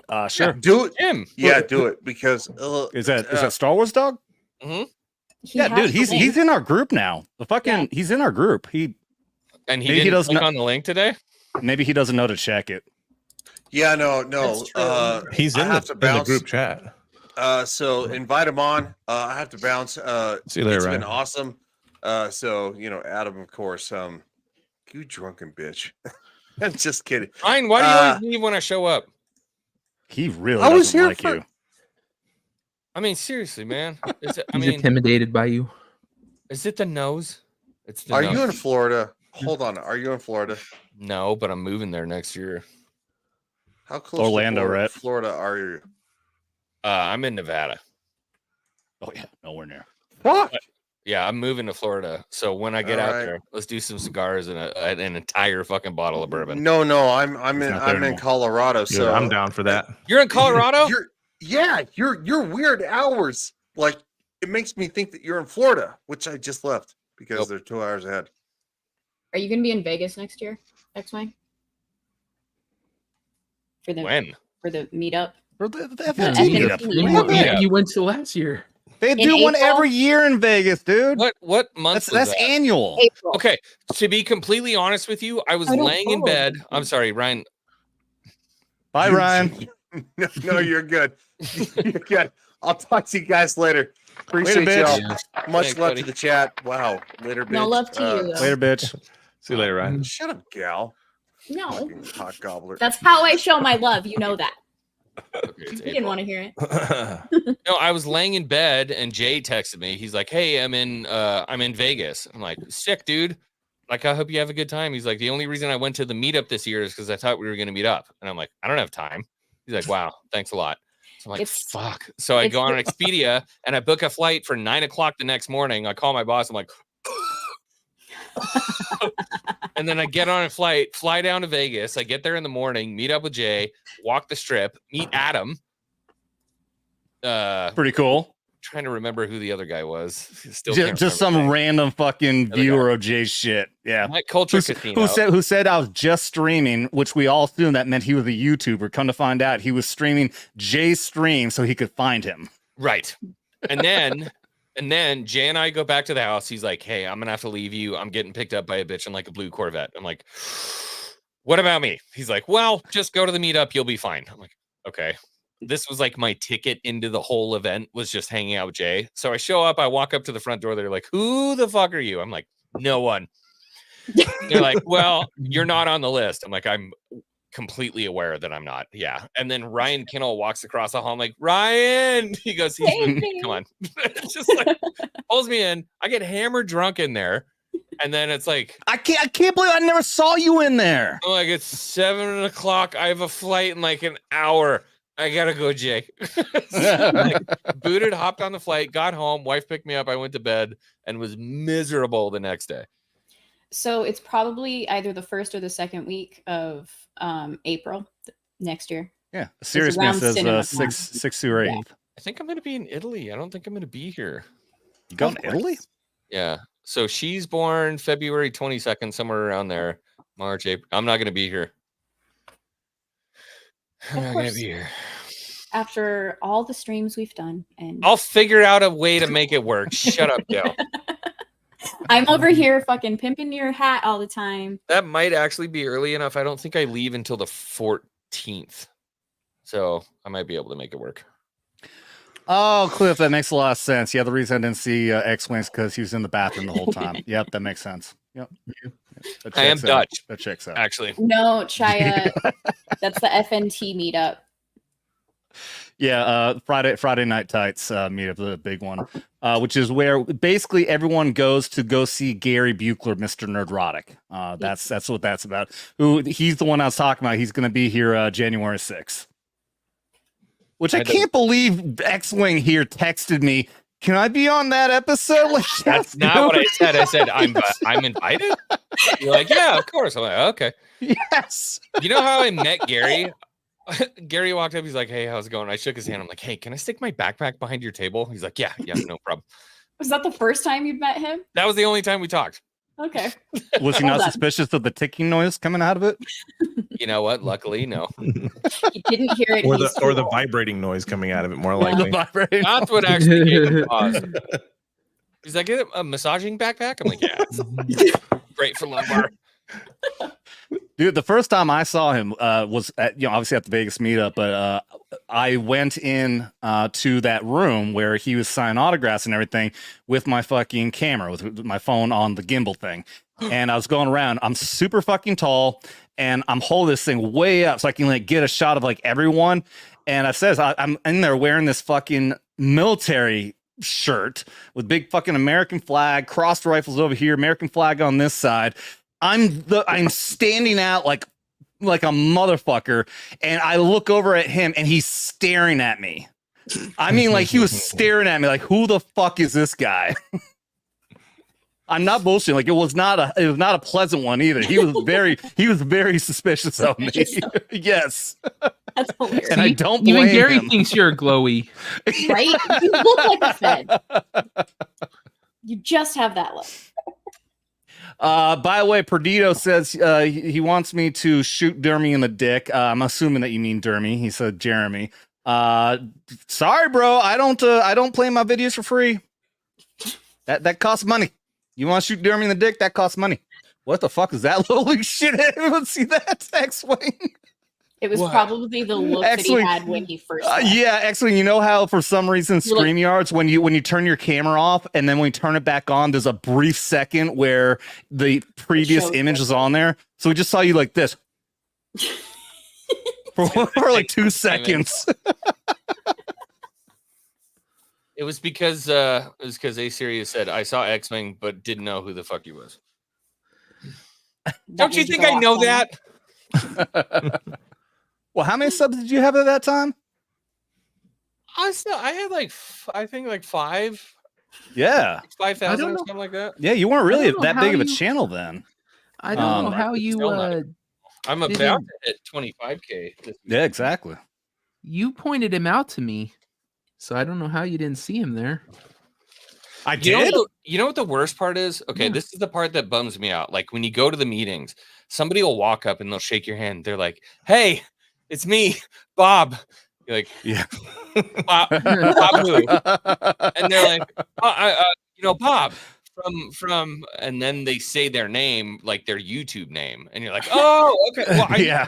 Well, but like I didn't know your real name or your face. What the fuck? You put a lot of I pressure on me right there. I had a brief instant of disappointment, very brief, when I saw Comics Division, who I've had him on my show. I at that point I hadn't been on his show, but he's been on my show at least. And I go, comics, and he turns around and he looks at me and he's like, "Who the fuck are you?" I'm like, and then I go, "Soldier Spirit." Oh, dude, yes, he gave me a big hug, wanted to take a selfie with me. Like, oh, thank God, you do remember who I am. Hold on. X-Wing, do you have the clap on? So not only do I have a clapper for my LED, you're my fucking hero, man. It's a fucking Vader clapper. So when you clap it off, it goes like, "You underestimate the power of the dark side," and then when you clap it, yeah, it's incredible. That is cool. Dude, I haven't seen that shit in fucking years, man. Yeah, it's a Vader clapper. It's awesome. Incredible. My dad got it for me for You're Christmas. such a nerd. Shh. Is that your Christmas present? Yeah, new TaylorMade putter. It's the Hydroblast TaylorMade putter. Nice. Oh, you know what? I liked how it was wrapped. It was very hard to figure out what it was. That's what my wife got me. I bought myself a Christmas present. That's the putter. Hey, so Shia, I apologize again that I didn't have any cute puppies or kittens for the palate cleanser, but I forgot and just remembered I have this though. Oh, I guess I could've just picked up my cat. Sorry. This Chad. is no, that's not what she wants to see. I know. So this is the display of the show The Nutcracker done with drones. These are drones. Early, that was a cock. If you pause it early, there was a base, and then there was two balls. Did nobody else see that, or I mean, just no, only you see things like that. Actually, I just bit my tongue. No. Dude, they broke 2 world records doing this, and it is incredible. Let me fast forward over here. Like, I cannot believe this is where we're at in technology now, dude. That these things are so fucking well synchronized. You know what's funny? Look at this thing when it flies through. It's so fucking cool. That's public, and the U.S. military is just like, yeah. I mean, to be completely honest, that was the thoughts that I had. Like, I don't see this as cool. I see this as scary as shit. It is, yeah, I get that. It is like, this looks cool, but the application of the possibility of what can be used in military terms is scary. Every single one of those. So the Disneyland Paris, they have a pretty cool drone show. Last time I was there, I didn't get to see that. No, it's pretty new, probably in the last year. Oh, they added it after their 30th anniversary. Yeah. But they do like a whole drone show like this with it's like Marvel themed. So it's pretty cool. That's dope. Have you ever stayed in that Marvel hotel in Paris? I haven't stayed in there, but I've been in there a lot. Dude, the lobby, my friends work there. They have the suits in the case. Yeah. Oh, that's so sick. Yeah. One of my buddies did some of the artwork for one of the areas in the restaurant. He's dude, the restaurant's freaking dope. They had they have like the sky bar where you're sitting there and like the windows. It's like you're sitting on Stark Tower and the guys are flying by. I did a live stream from there, believe it or not. Yeah, I love Paris. It sucks to be a pleb and have no idea what your bougie asses are talking about. Dude, it's cheaper to go to Paris than it is to go to Disneyland, California. I'm not gonna lie, you could literally fly to Paris and do Disney Paris for like a week, cheaper than flying to California. Yep. Yeah, if only it wasn't in France. That's the problem. Yeah, that's the downside. You got to go to fucking France. It's not bad. And I'm never going to Disney. If you stay around that area, like the Coupe Vray, in like right around Disneyland Paris, I think it's called Coupe Vray or something like that. Marne-le-Vallée, that's the station there. Yeah, but if you stay around that area, you're kind of detached from the rest of Paris. You fly into Paris, you get on a train from the airport. And you go straight to Marne-le-Vallée. Yeah, you go from Gaulle to Marne-le-Vallée. And like, imagine Florida, but they didn't build anything around it. That's basically what like Disneyland Paris is. It's like nothing's built around it. So the park is completely like by itself, alone. It's awesome. Just don't go into the city. That shit's a fucking nightmare. Paris is kind of blown out. Yeah. Catacombs are dope, though. Oh, I'll bet. Excuse me. Nice. Thank you for that. So, okay, we are going to do the U.S. Army year in review. Now, here's the U.S. Army's video of year. Pause. Did anyone else hear him say urine instead of year in? because I heard urine. So I just We're looking at Big Rob's urine. 2023. Sorry, Adam. I had to interrupt with that. That's fine. No, that's fine. Kind of orange. I'm just fine with that. This is a year in review for the U.S. Army.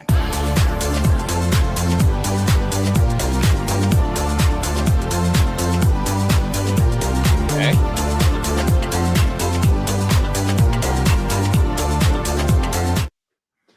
Now, that was great. Sure. I disagree. Some different things. I mean, what did we miss there? I mean, we got a Medal of Honor winner in there. I saw a couple graduates from West Point. I'll show you right here because I've got I've got the real year in review right here for the U.S. Army. Well, there we go.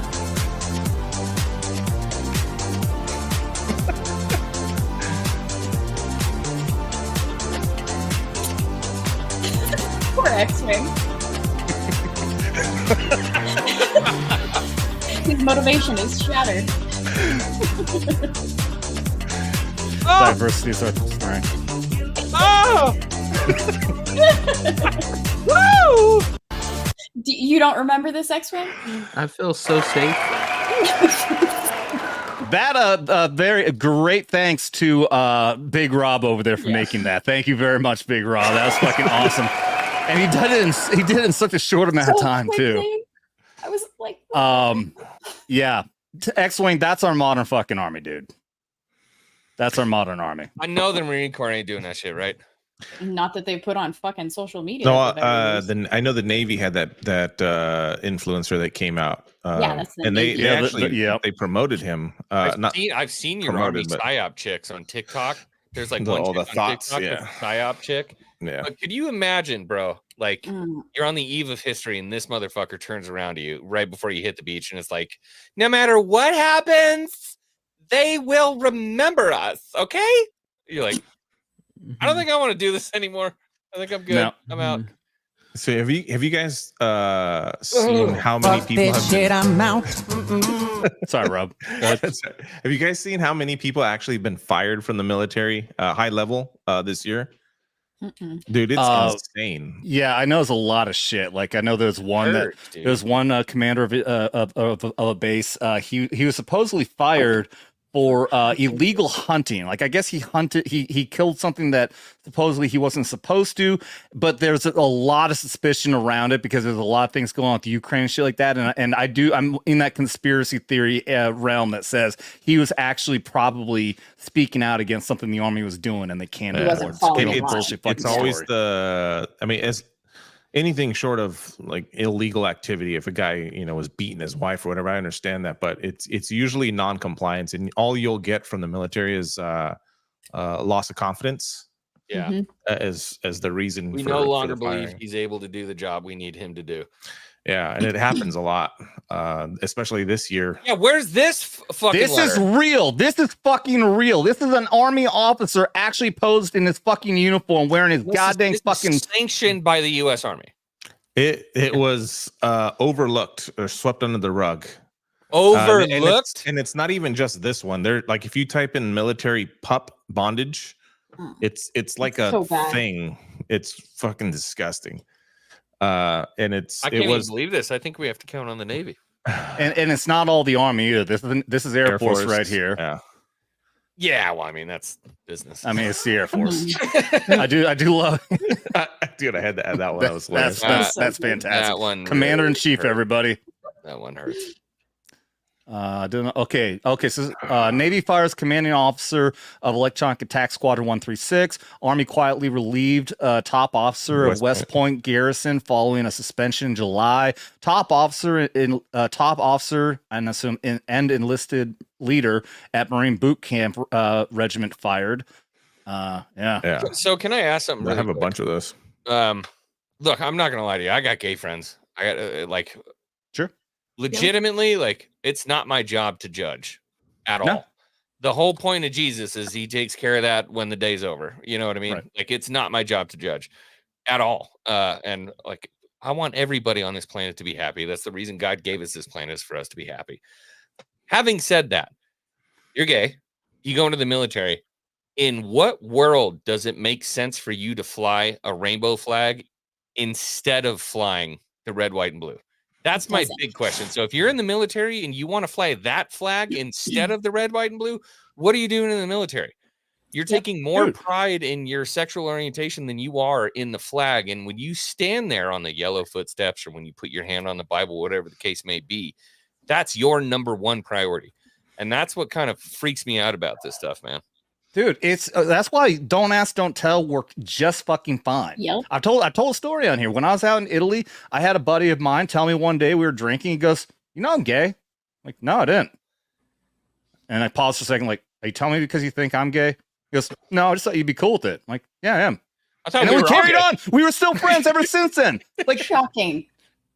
Yeah, no, honestly, like, no nobody one fucking cares. Yep. But now that they're shoving it in our fucking face with this crap. Yep. Exactly. Nobody cared. Like, 'cause I've been in since the 90s.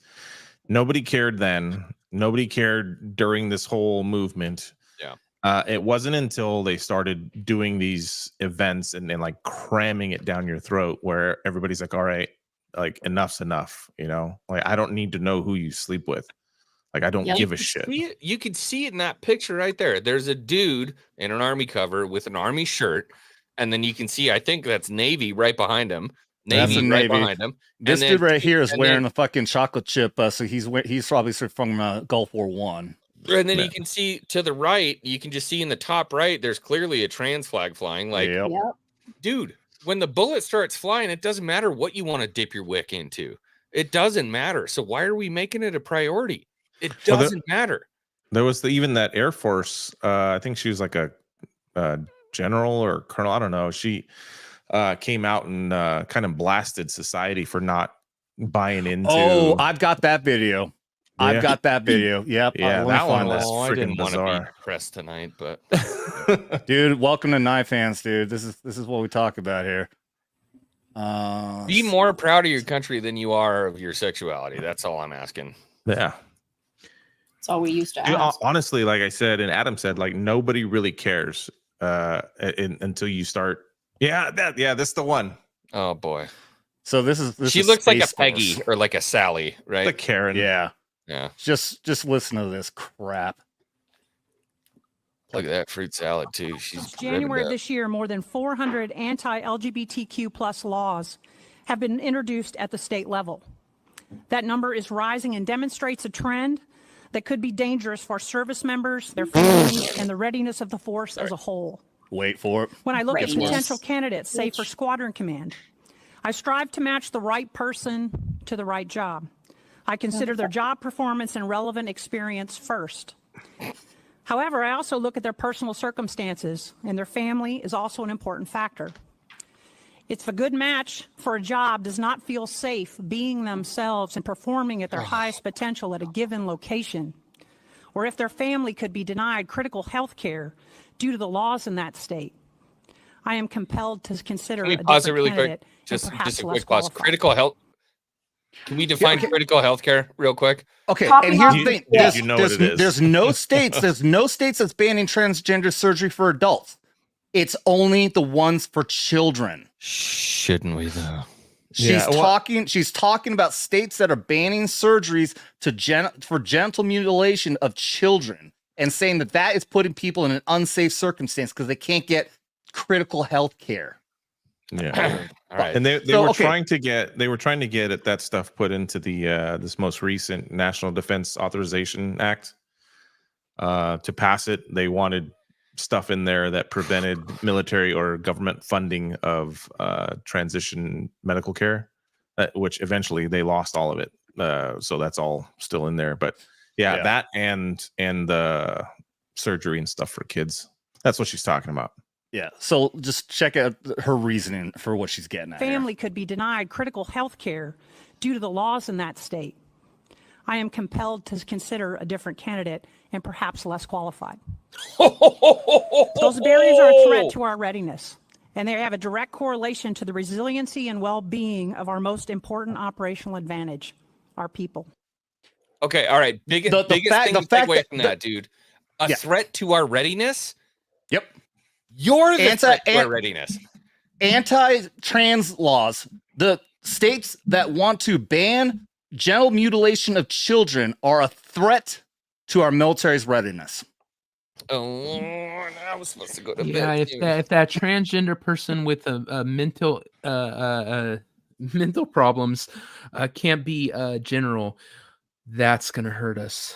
Yeah, because yeah, and they're definitely going to be the ones that are the most qualified because their mental readiness is definitely on point. So that's my only question: is if you're focused on anything other than the mission, then you're not ready.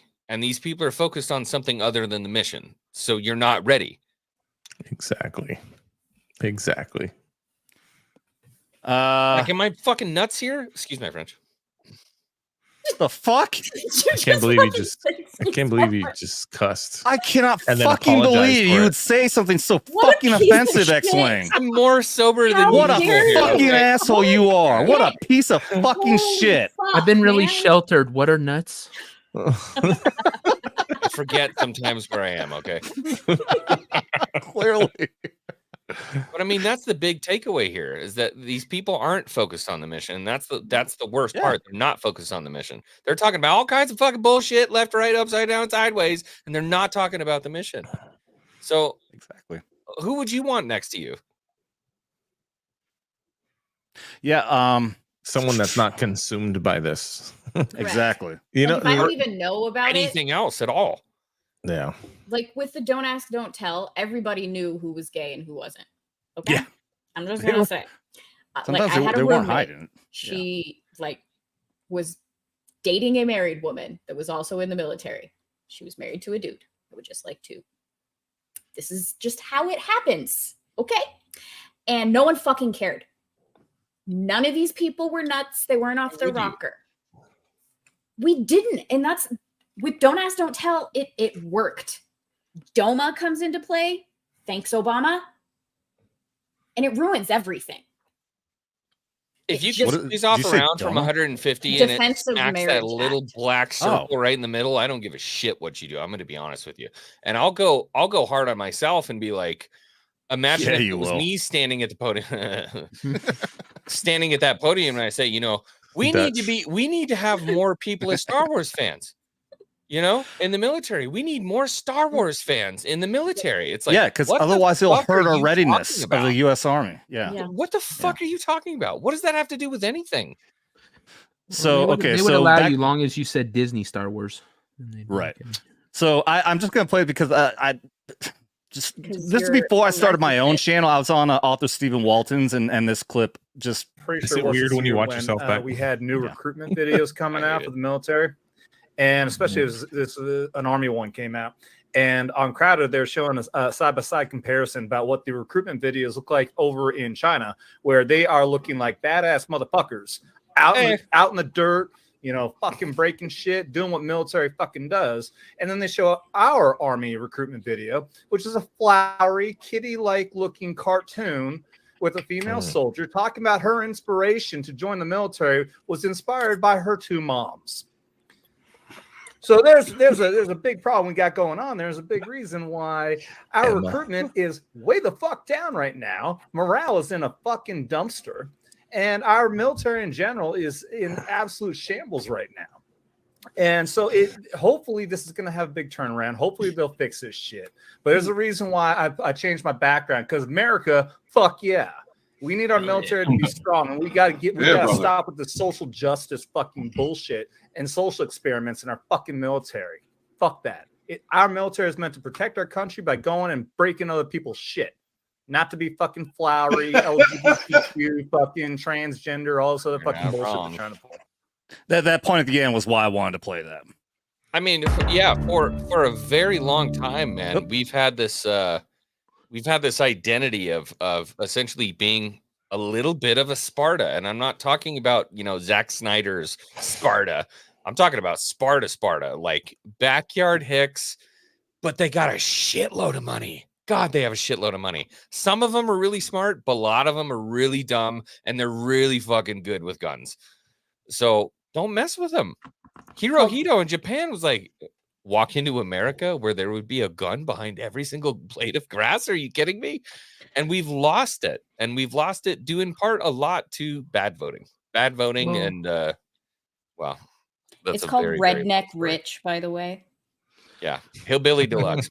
Well, the only thing that should matter in any part of the military is your how capable you are. Yep. You know, if something makes you guys more effective at being the most badass killing machines, I'm all for it. If that was putting on big pink wigs, I'd be like, put them on all of them. But On that's your own not the time. case. What you do in your alone time or your bedroom time or whatever has absolutely nothing to do with how many insurgents you can take out, right? It has Yep. absolutely nothing. So why is it such an important thing to them except to push this bullshit and virtue signal this crap? It has nothing to do with their readiness. See, But and all I I need- have just Yeah, go. one thing to add to that. I don't care if you're gay or lesbian or bi. I don't care what you do in behind closed Thanks, doors. sweetie. Well, I mean, if it's you, maybe I do care. Look at the a lot. mustache. Transgenders are mentally ill. Now I just nuked the channel. If they haven't gone through their surgery, they've got some mental issues that they've got to work out there. If they have gone through their surgery, now they're on a bunch of medication for the rest of their fucking life, and I can't trust them to be ready. I separate the two. Well, that's where the because- conversation in dysphoria comes from, right? Yes. Dysphoria. I mean, it's written in Latin when you say dysphoria. I think that the biggest problem is that through all of these conversations and all of us trying to be soft and accept it and trying to understand what it means and blah, blah, blah, we've lost our edge in the eyes of the world. That's the Yep. scary part, is that people look at us and they go, that ain't the America I knew in the 70s, in the 60s, in the 50s, in the 40s. That's not the America. We gave them 50 years and look what happened to them. Mm-hmm. 50 years of peace and they lost their edge. They still got the big guns. They still got all that. And they still do underestimate the shit out of it. Don't get me wrong. But we've lost our edge in the eyes of the public. That fear has subsided. And you're seeing look at our more and more fucking people get president. more and more brave because of that. Yeah, it's funny. Mental health issues used to disqualify you from Yep. being And in that- the armed forces. That is my point. Like, it is a mental illness. I would not trust a transgender person to have my back because their focus is on their fucking penis or lack thereof. Yeah. I don't know. I've seen a couple chicks turn dudes that I'd be like, I'll give you a gun. Like, I don't seen care what you one want to and- fuck. So we used to have Yeah, this. Fantastic. this Yeah. we used to have this saying. You probably heard this. Violence of action. Adam, you've heard that before. You guys heard that? I learned that So, shit like- in martial arts. Yeah. So I mean, that's my whole life in the military was just being as violent Overwhelmed. and lethal as possible. And your social life meant little. Like nobody really cared about what you did outside of the lethal training, the violence of action. And then we got into GWAT, and GWAT consumed us like in the military, global war on terrorism. So like okay, as soon as 9/11 happened and we got involved in Afghanistan, Iraq, and Syria, and everywhere else in between, and Djibouti and the Horn of Africa, and everywhere around the world that we're operating right now, we got consumed with this stuff. And for a while, there was a lot of violence of action. There was a lot of lethality. And then as deployments started becoming the norm, and I would say as soon as deployment started becoming less common, when like things started to die down, like in 2010, I think is when we kind of finished with Iraq. Then people started having more time at home, more things to worry about, more cultural and social issues to worry about, and that's kind of where we're at right now on this. It's called boredom, Rob.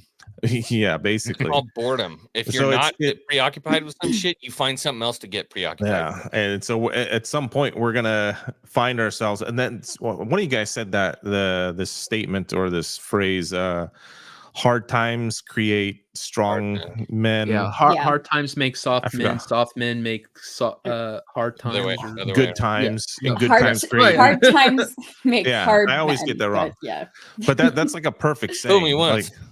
Like, yeah, you can't fool me again. Yeah. But yeah, like right now we're at the we're past the good times and now we're creating a weak society. And I see it a lot on Twitter or X, whatever. You know, and Twitter. I'm not calling it X. I get a lot of mixed feelings when I see all these TikToks of kids dancing, not kids, Marines, Army, or whatever, dancing or just doing stupid things on Fucking TikTok. Boots just going hard people, on TikTok. Yeah, and people will make a statement like it doesn't really represent lethality or violence of action if they're just blowing off steam.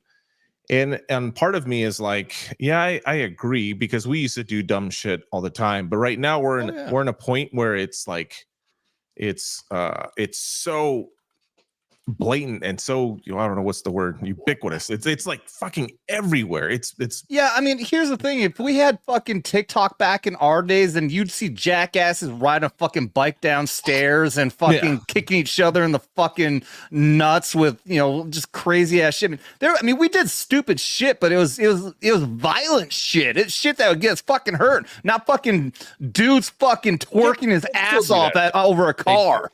So my issue with that though, I was in from 2009 to 2012, like I had terminal leave, and they actually, our unit in 2011 was just like, watch what you're putting on social media. Like that is going to, if you have anything, like if you're doing, you can't do anything in uniform.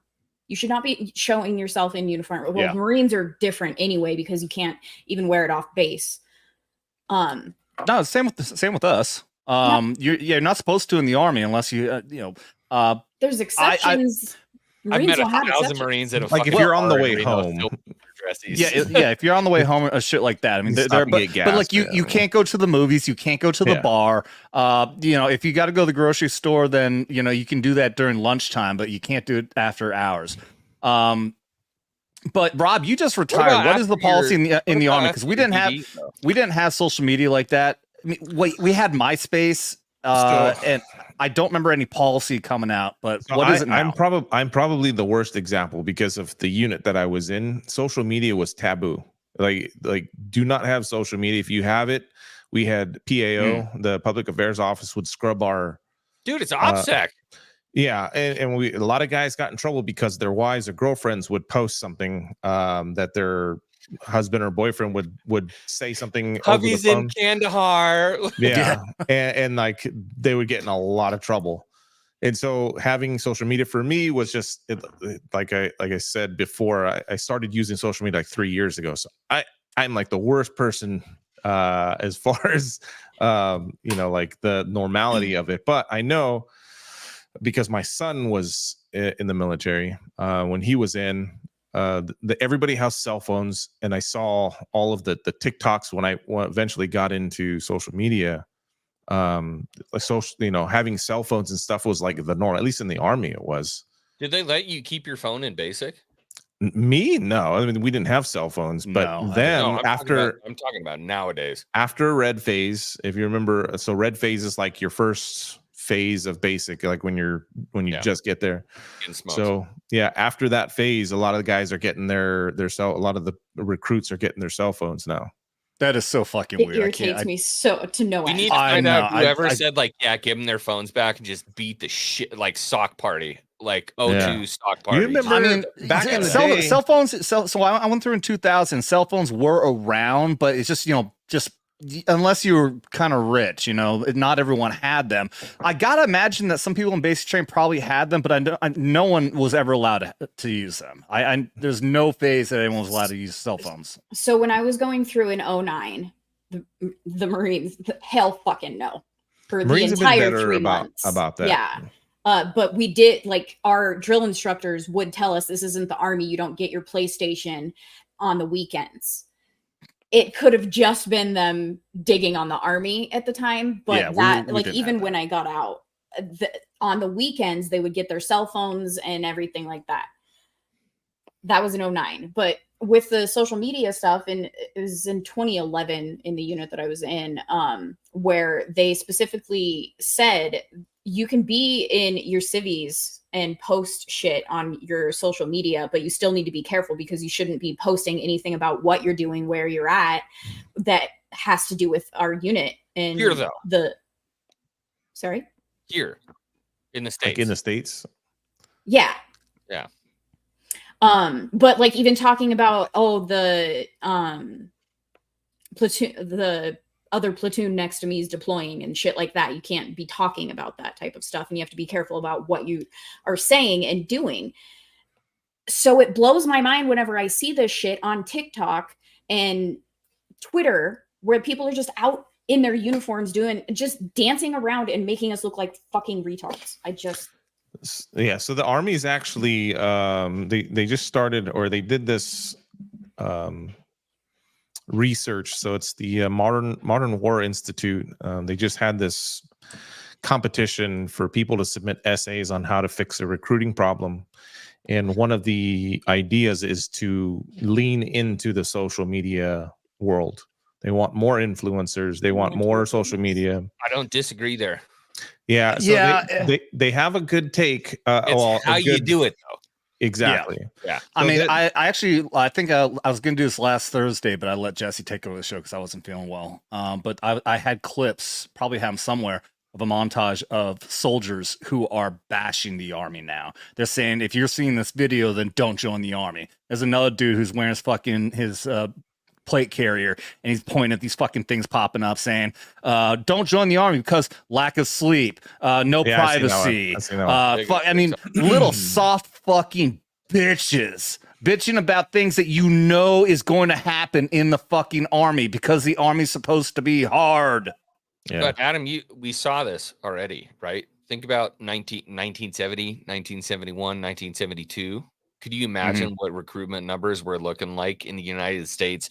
Just baby killers and everybody coming back from Vietnam. They were spitting on people. Like, what do you do in a non-information era to bring numbers back up? And to Big Rob's point, I mean, look, you've got social media, which means you can reach more people at one point in 5 minutes in a day than you could have in a year in 1972. And you have the world's largest recruiting tool in the world, and it's called fucking Call of Duty. And I hate misleading people, but you fucking telling me the military hasn't done that since day one? Yeah. Use that.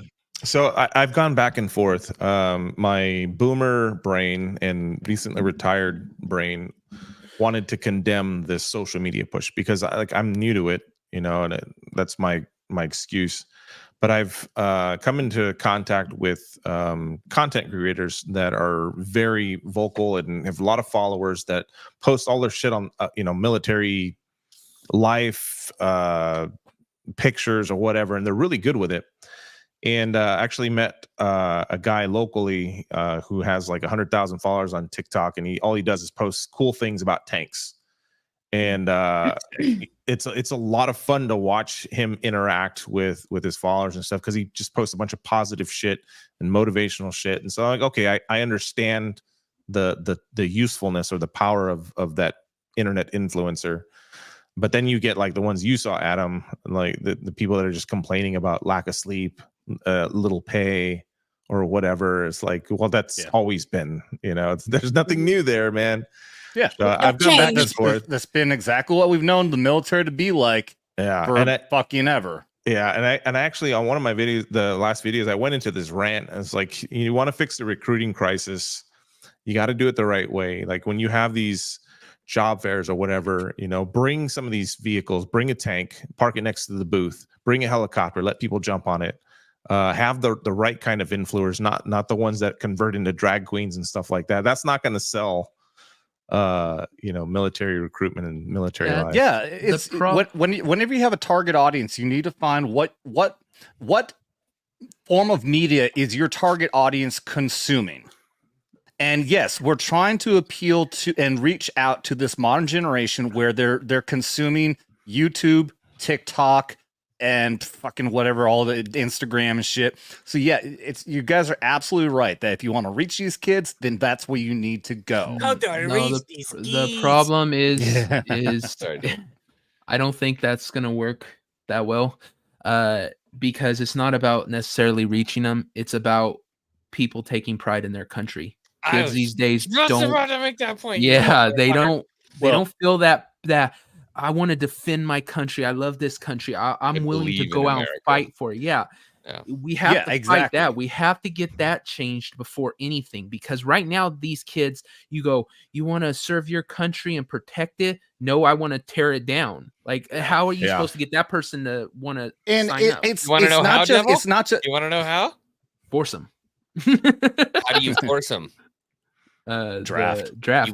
You would. Reinstate it. Well, I mean, yeah, that that works. Yeah, I've got But some feelings on How the do you draft, how do you man. how do you motivate people in the United States? When's the last time the United States was completely 9/11. I know where you're going with 9/11. this. Yeah. the day after, right after a major attack on U.S. soil? And So, what's going on what do right you now think with our is border. going to be the next thing that's going to bind us? Unfortunately, I can tell you that that wouldn't Manipulation. even work.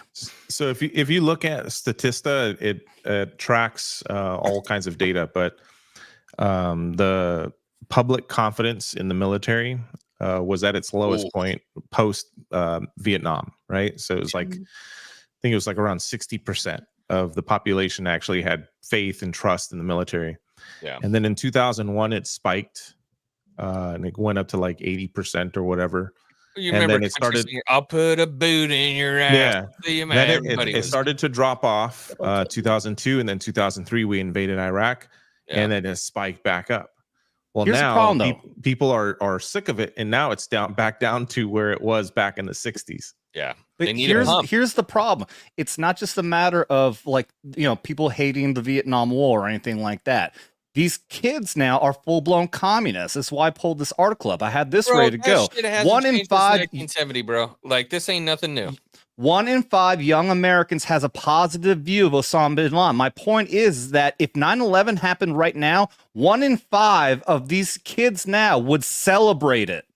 Yeah. It they wouldn't are. unify them. It wouldn't give them pride. They would celebrate it because what they happened in hate New York our on country. Christmas Day, bro. That's not 100%, because a lot of these dumbasses that support him, it's because they weren't even born during 9/11.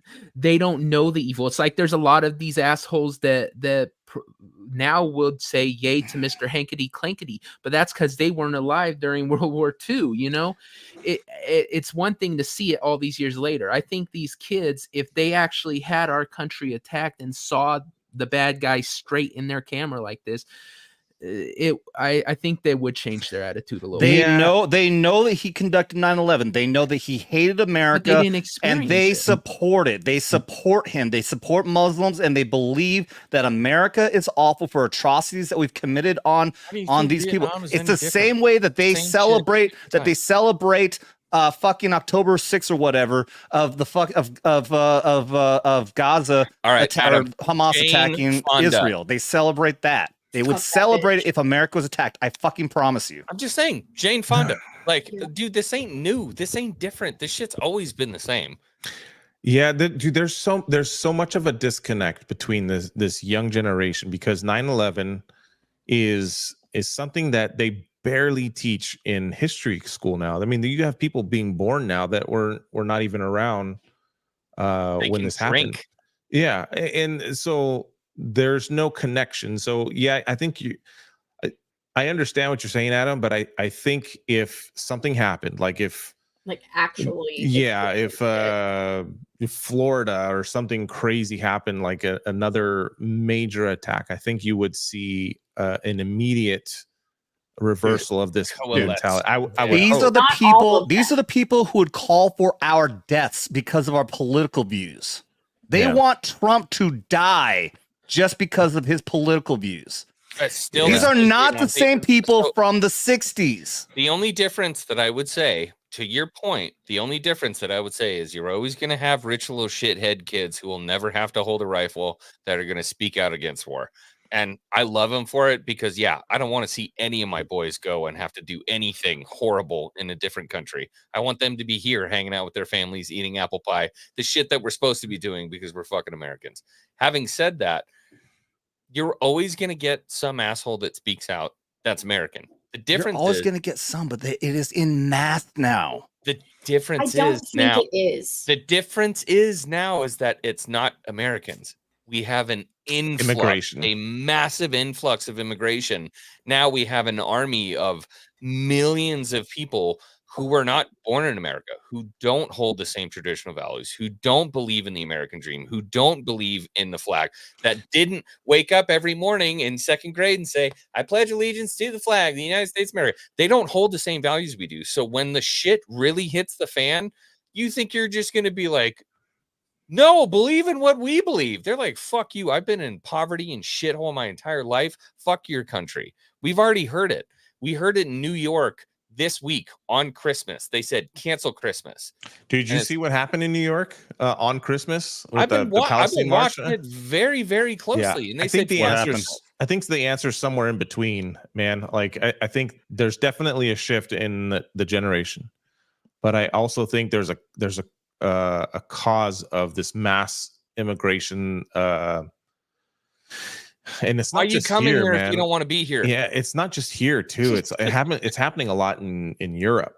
You're getting all of these immigrants that are kind of changing the landscape in Ireland and Italy. I don't get how the immigration thing has anything to do with the topic we're talking about with these fucking communist children. I do have a point that is on topic to that. I don't think that the people being polled for that particular topic, like that article, the polling for this stuff is always skewed to the left. Like the left are the ones that are filling these out. This is Breitbart. I do not believe that it is reflective of our actual society, of the flyover states, the people that are the backbone of this country, and their children do not feel what people who take these stupid fucking polls feel. I get texts, I get emails to take these polls. We want to know how you're feeling about politics and blah, blah, blah. I don't fucking take them because I don't want to be in a goddamn list. Gal, the silent majority used to be enough. The scary part now is that I don't think they are anymore. That's what we're afraid of. Is that beautiful silent majority, the guys who actually went to war, I don't think it's enough anymore. Yeah, no. So Adam, I think so. Just to backtrack a little bit, I think you're kind of right. So in the U.S., it probably has less weight than it does in like a European country. There was just something I saw today that there was I think it was an Irish guy arguing with the Muslim guy, and they were at each other's throats. It was all caught on camera. Awesome. And the Muslim guy was like, "We're having 5 kids for every 1 kid that you're having. In 10 years, we're going to outnumber you. And we're going to change this country." And I think that, like, my conspiracy theory, I think that's the goal. Oh, yeah. Not just here, not just in Italy, not just in Ireland, but in France, in England, in the US. I think that's kind of the goal, is to kind of replace the ideology and the scary part was, he says, fuck Ireland or fuck England, whatever he said, fuck Ireland, fuck England. And the guy goes, and why the fuck are you here? Mm-hmm. If you don't want to be here, then go back to where you came. If you don't want to be here, then go. And he goes, no, fuck you. We're going to change it. And yeah, it's I can't remember. I think Crowder described it. It's actually in the Quran that part, like, there's like, is it jihad or is it one of the other ones? It's like multiple different types of jihad, I think. And one of them is to multiply and basically to take over, to run out all of the infidels, anyone who's not Muslim, and to take over. It is a part of their religion to basically conquer the world, to make the whole world Muslim. You're looking at the buddings of the Fourth Crusade, which sounds insane to say in 2023, because the last one we had was like fucking 1356. But yes. Didn't something like that just happen in Italy? There was like a small town of 5,000 people, had an influx of immigrants of like 12,000 people. Yep. Yeah. I think that's. I mean, look at the images that are coming from the southern border right now, and it's a lot of Chinese, a lot of African, a lot of Arab country people. And the crazy part is the U.S. is like, yeah, And mass social media is like, do it, girl. Like, go crazy. Yeah. And I'm like, yo, are you not seeing this? The numbers that that CNN motherfucker. The numbers that came out, I think it might have been just from this year. The numbers that came out showed that in the entire history of the world, this is the largest invasion of a country in the entire history of the world, based on the numbers that have crossed over our border. We didn't in the entire history of the France. fucking world. Yeah, coming into the southern border. Coming to the southern border. I believe it. Yeah. It is the largest invasion ever in history. And just remember what we did in December. Like, to say that it's the largest, that's fucking wild. Yeah. I mean, we just broke the record in a single day like a week ago. Like 12,500 in one single day is the record ever across the border. Have you heard the backpedaling in the news too? They're like, we're arresting people. We totally are. And so it's not just the news, it's the border patrol, it's ICE. They're all coming out like, no, like, we got 200,000. I'm like, we send you back. Yeah, okay. Yeah. So if you get 15% out of 100%, bro, you didn't do your job. Yeah. That's worse. That's beyond worse than an F. That's an F. Yeah. We actually went all the way into like D and G territory. Well, yeah, a couple weeks ago, I showed the numbers on the amount of terrorists that we've caught. And if I remember right, in the entire presidency of Trump, it was something like somewhere between 10 and 20. And in a single month, we captured 100 people on terror watch list. In just 1 month, over the entire presidency. I can't remember how much it was, but it was a big fucking number. And those are the ones we caught. So exactly to your point, those are the only ones that we caught. Imagine how many terrorists are free right now. Remember how the left always says shit like with fucking COVID or any of this other shit? If it saves one life, then we should do it. If it saves one life, you should take a shot. If it saves one life, you should wear a mask. How about if it saves one life, then we should not be allowing terrorists in? How about if just one of these fucking terrorists can blow themselves up and kill hundreds of people? Now, multiply that by the hundreds that are likely in this country right now. That's what I'm saying, dude. This shit's driving me, boy, it's pissing me off. And you're like, oh, you want to be friends with Big Rob? You want to suck his dick? I'm like, fuck yeah, dude. When the shit hits the fan, who do you think I'm hanging out with? Fuck yeah, I'm hanging out with What's up? I see a bunch of people popping in here. His protection bitch. He's all like, yeah, I'll protect you, honey. How many rounds you got? What you gonna do for me? How many rounds you got? By the way, Big Rob, you've got a fan over on Rumble too. Perdito has been gushing over you here. Apparently, he hasn't. Perdito apparently hasn't been watching. Shit. Oh no, I tell you, talking about XWing. He hasn't seen XWing. So I guess you haven't been watching the Saturday. XWing's now regular on Skinamax Saturday. I'm your civilian. You're the bridge. You're the bridge between our worlds. Ass. Yeah. Is that what you're trying to pull? You're a civilian ass. You're like the gooch. If shit hits the fan, I'm gonna be green hairs protected, bitch. Okay. Yeah. Everybody forgets about Devil. I love it because honestly, like, just to be able to hang out, you guys are the best of us. You really are. Like, you guys are the best of us because it really, dude, it takes a whole nother type of fucking person to lay a hand down, stand on a fucking yellow footstep, do whatever you're going to do and be like, I fucking love America. And so I'm going to do what I have to do to defend it. And, you know, who gives a shit if you wind up spinning nuts on a fucking truck in Afghanistan instead of the guy who's got the sexy job with your fucking extremely complicated weapon system and jeans with some kind of fucking kit you've never seen in your life? From there to there, it doesn't matter because you exemplify the best of America. America, fuck yeah! That's what's important. So cheers to you guys. Cheers. No one really ever. Oh, you were talking to them. I love you, Devil. Devil's a veteran of the meme wars, dude. General butt hole cleaner doesn't count, Devil. Okay. Scrubbing butthole with a toothbrush is different. How did you know my day job, fucker? You got your assignment. You're like 07118. What the fuck is that? They're like general butthole scrubber. You're like, fuck, I didn't sign over that shit. I said Korea. I met a few of those. Hey, is it true in the Koreans or the Marines butthole that you don't pick your job? You just kind of go with the flow. So if you're a flight contract, you're guaranteed. Oh, Well, I was I'm asking the Marine, not the I civilian. know, But go ahead, man. I love that X-Wing is so knowledgeable that he answered the question. I was gunning 0311, dude. I was gunning 0311, and I was yeah. Sorry. What was your question, Rob? Apparently, the bottom row is just chopped liver, and X-Wing is everything. I'm gonna shut the fuck up. No, you're good. I love you, X. So I guess it's somewhere in between yes and no. Picking your own job. What was your question? No, like in the military or in the army, you kind of get your job at MEPS like when at you recruitment. Yeah, but for the Marines, is it a little bit different? You pick your general job if your recruiter likes you.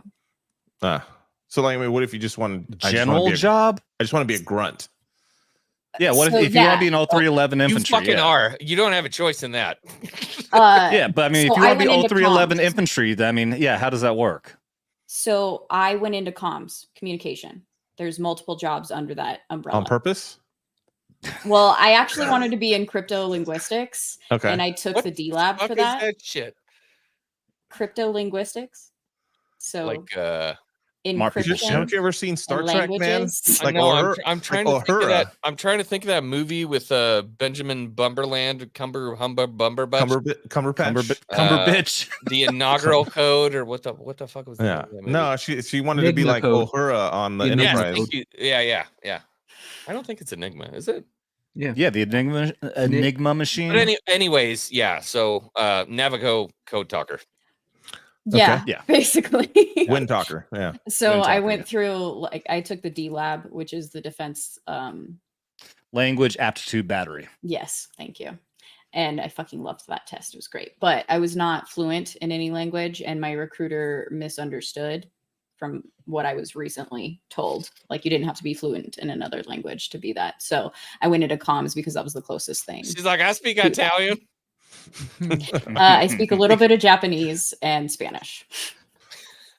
And then she heard all the shit going into the sushi restaurant. She got a little Japanese. Well, and then I was stationed in Japan, so it was helpful that I knew some Japanese. I was a little mini interpreter. That's awesome. For some damn so when I reclassed into PSYOP is required that you have to learn a foreign language, and for some reason, because I've been in the Army for 4 years, I got a waiver on it on having to take the D lab. Like, why is the fact that I've been in the Army for 4 years mean I have an aptitude to learn a foreign language? Well, did you deploy in those first 4? Yeah, I was in Iraq and Kosovo. Mean, maybe they assume that you learned something out there. I learned how to say you're fucking. I was gonna say really bad. A gay boy in fucking Arabic. That's about it. You missed out. I really loved that test. It was fascinating. Oh, but anyway. dude, I hated. So when we did the fucking actual final test, I was so stressed out. There's a hearing phase. You just got to sit there and you have to listen to people having a conversation and then ask you a question about the conversation. I was so stressed out, and I made this mistake that I took caffeine pills because I thought it would help. I was so wired, so jacked, and so paranoid. All I could hear when I was listening to this was, "I'm gonna fail. I'm gonna fail. I'm gonna fail. I'm gonna fail. I'm gonna fail. I'm gonna fail." I'm gonna So fail. you did take the D lab? No. The final test after, which is it measures your knowledge of the language. I can't remember what it's called. Like There's was in the D lab or something? No. Again, it's measuring my ability to speak French is what it was. A specific one. Yeah, je parle français. Ouais? C'est merde. Je parle français. Merde. So the reason I was confused, Adam, is with the D lab, each part of the battery they make up a random language, and each part of the test is a different rule for that language. So that's why I was confused with what you're saying. Yeah, no, for us, yeah, it's after you're done the course. I mean, I didn't take like the year-long course that's in California. I went through the special operations language training, same course that the Green Berets go through. And for us, it was. He's just being a jealous civvy. How old are you, X-Wing? 32. You can still go. Yeah. Fuck that shit. I got a daughter on the way in like fucking 2 months. Like, by the way, bye, bitch. I'm gonna go join the Is Marine Corps. 35 See ya. still the limit? It was Yeah. 35. You need Yeah, to know I a think foreign so. language, huh? Does No, Pigland count? it's 35. It's 35 to join as an initial entry. When you're out, after you've gone out, there's it's extended. Well, my initial He was never gun in. at it was OCS. Oh, I wanted to go yeah. OCS hardcore. Like, I mean, that's all I wanted to do. Oh, It's God. so fucking. I know. Fucking Fucking OCS. butter, bitch. So God. I had two really cool dudes at the University of Nevada at Reno, which is literally 2 blocks away from me. It was Staff Sergeant Hibbert and Gunnery Sergeant Smith. They were 2 fucking awesome dudes. They ran the whole program there at UNR. So I spent 2 years in fuckboy training. They called it a Madison platoon. That's what they called it. And there was a lot of pride there because we made fun of the faggots running around in their reflective belts around the university because there's gay boys. And then they would take ammo cans filled with cement and we would break into the football field illegally and train on the football field every morning. 04:30, you had to be there. And I would puke every single fucking morning. And all they did was try to get you to get to a perfect 300 PFT every single morning. That's all they did. They pushed you to get perfect 300 every single morning. So perfect 300 for the Marine Corps was, I think it was 12 pull-ups, 200 sit-ups in 2 minutes.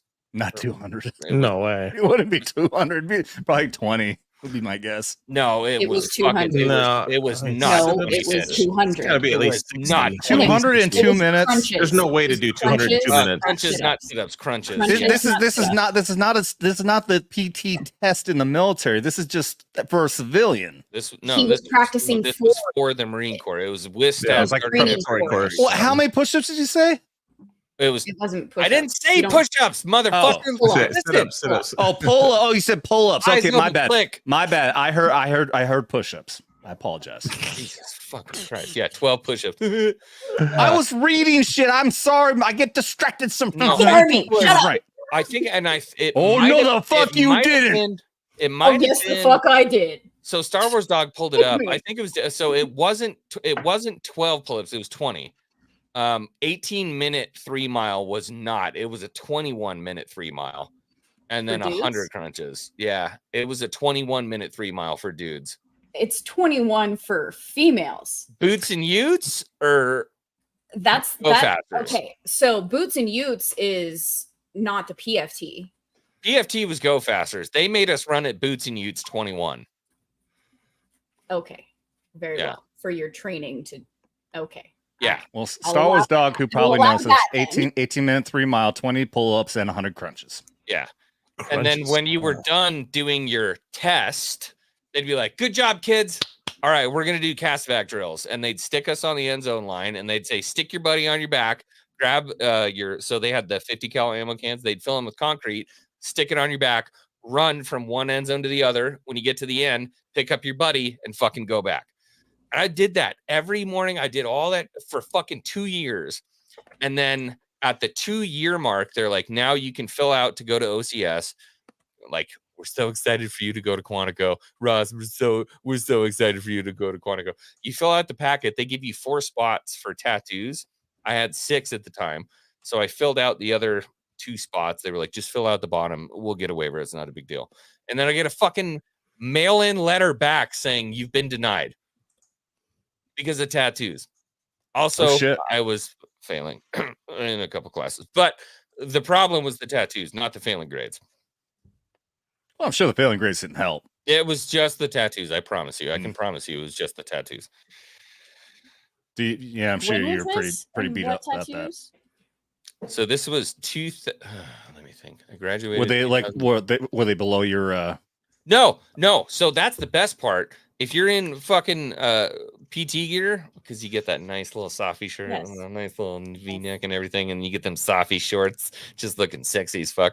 Nothing showed. It was all underneath PT gear.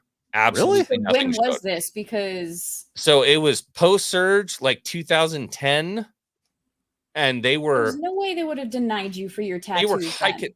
They didn't. It's because I was failing Oh. fucking college. But shut the fuck up. Okay. They Oh, failed me okay. with these All tattoos right, I you had on my gotta body. cover that shit way better because you really made I it was sound like it was a trying. tattoo. Yeah, like Gal? we're No, not making you it. do better. I didn't believe that. Okay, everyone's trying to test Gal's Japanese now. Apparently, I can't do the kanji. There's like over 300 kanji characters, and I'm not fluent. Yeah, let me try to translate it. Table with a cake. Green hair is the best. It says green hair. Let Devil translate. Table with a cake, broken circle,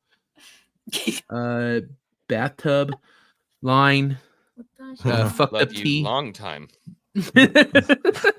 TP. Me no like green tea. American have such a big penis. Cinnabon. No, why did you shop on? Oh, sorry. Yeah, you guys are still trying to read that. Yeah, dude, Matt, go ahead and hop on, dude. And doesn't it just say green hair is the best? Something about subscribers. You actually know Japanese too? No, I have Google Translate.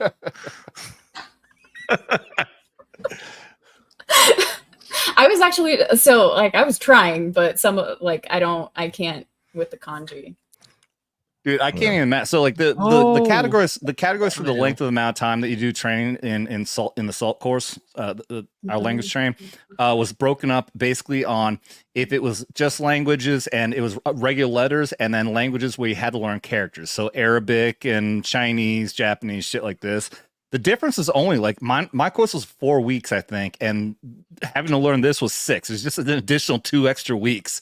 Like I would never be able to do this. Absolutely. Trying to figure out fucking Arabic. Not only is Arabic just look like a bunch of fucking scribbles, but it goes backwards too. You have to learn how to read backwards.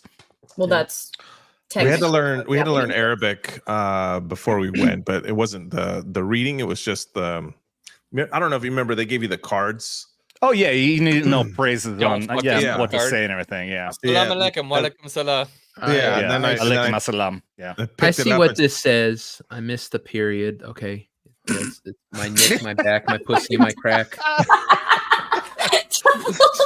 It's actually a formative part of the Buddhist Bible, actually. The one thing I'll never forget I think I've told the story. I'll never forget how to say in French is when I was early on in the French course, and the rooms we're only like 12 people per room. It's mostly Green Berets, and then like 4 of us were like PSYOP. And I had just learned how to say eat shit and die. And so at one point, when the instructor's on the other side of the room, we're just like, we're supposed to be doing studying. I lean over my buddy and go, hey, mange la merde et mourir. And then the fucking instructor who's his bad, dude. What? Mange la merde et mourir. Manger? No, that's past tense. Manger is past tense. Mange. I manger makes it past tense. Fuck you. Who's I think Chaya in the chat said she's almost fluent. You tell us who's right. It's mange. Mange la merde more. Anyways, the point is that the instructor. Manger. Here's the thing. The instructor, who's an African dude, I think he's from Cameroon. His name was Monsieur Ferdinand Tangambu. And so his head pops up and looks at me like, oh shit, I'm fucked.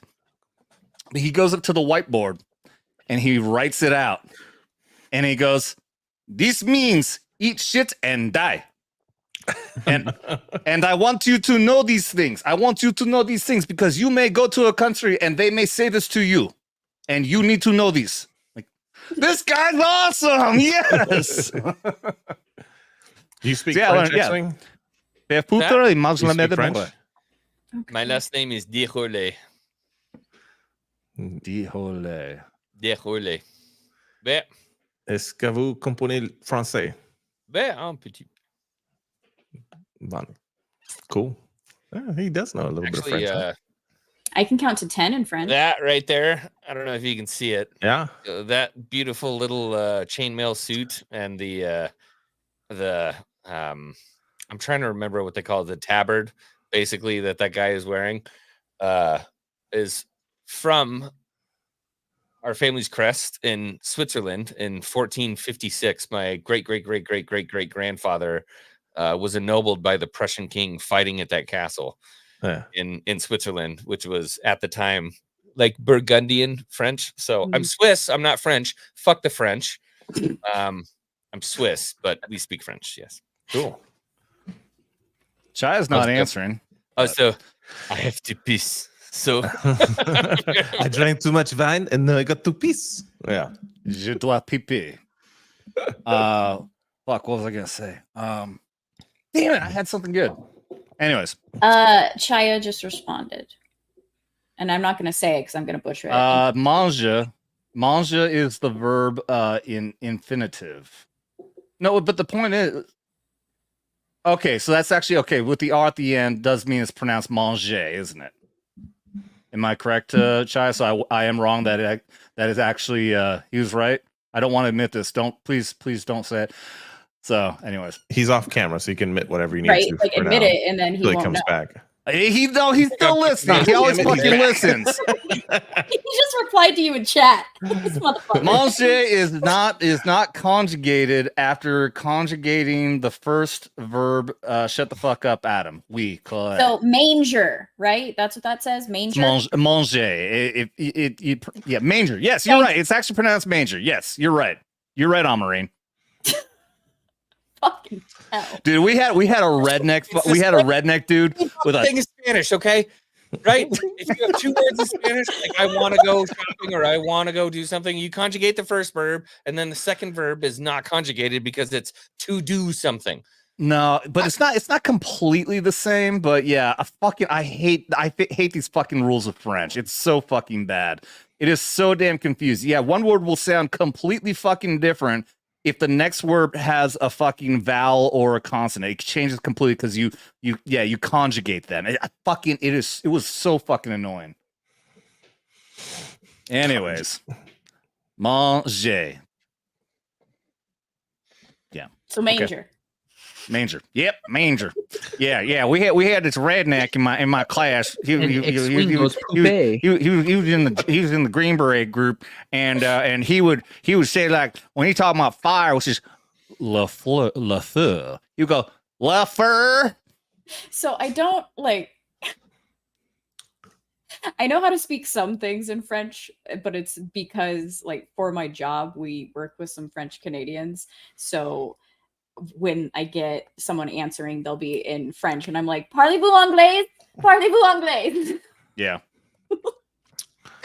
This American channel. Yeah. Here we speak American. Like, hold up, I don't know what you're talk saying. American French. Here we talk American. Man, J.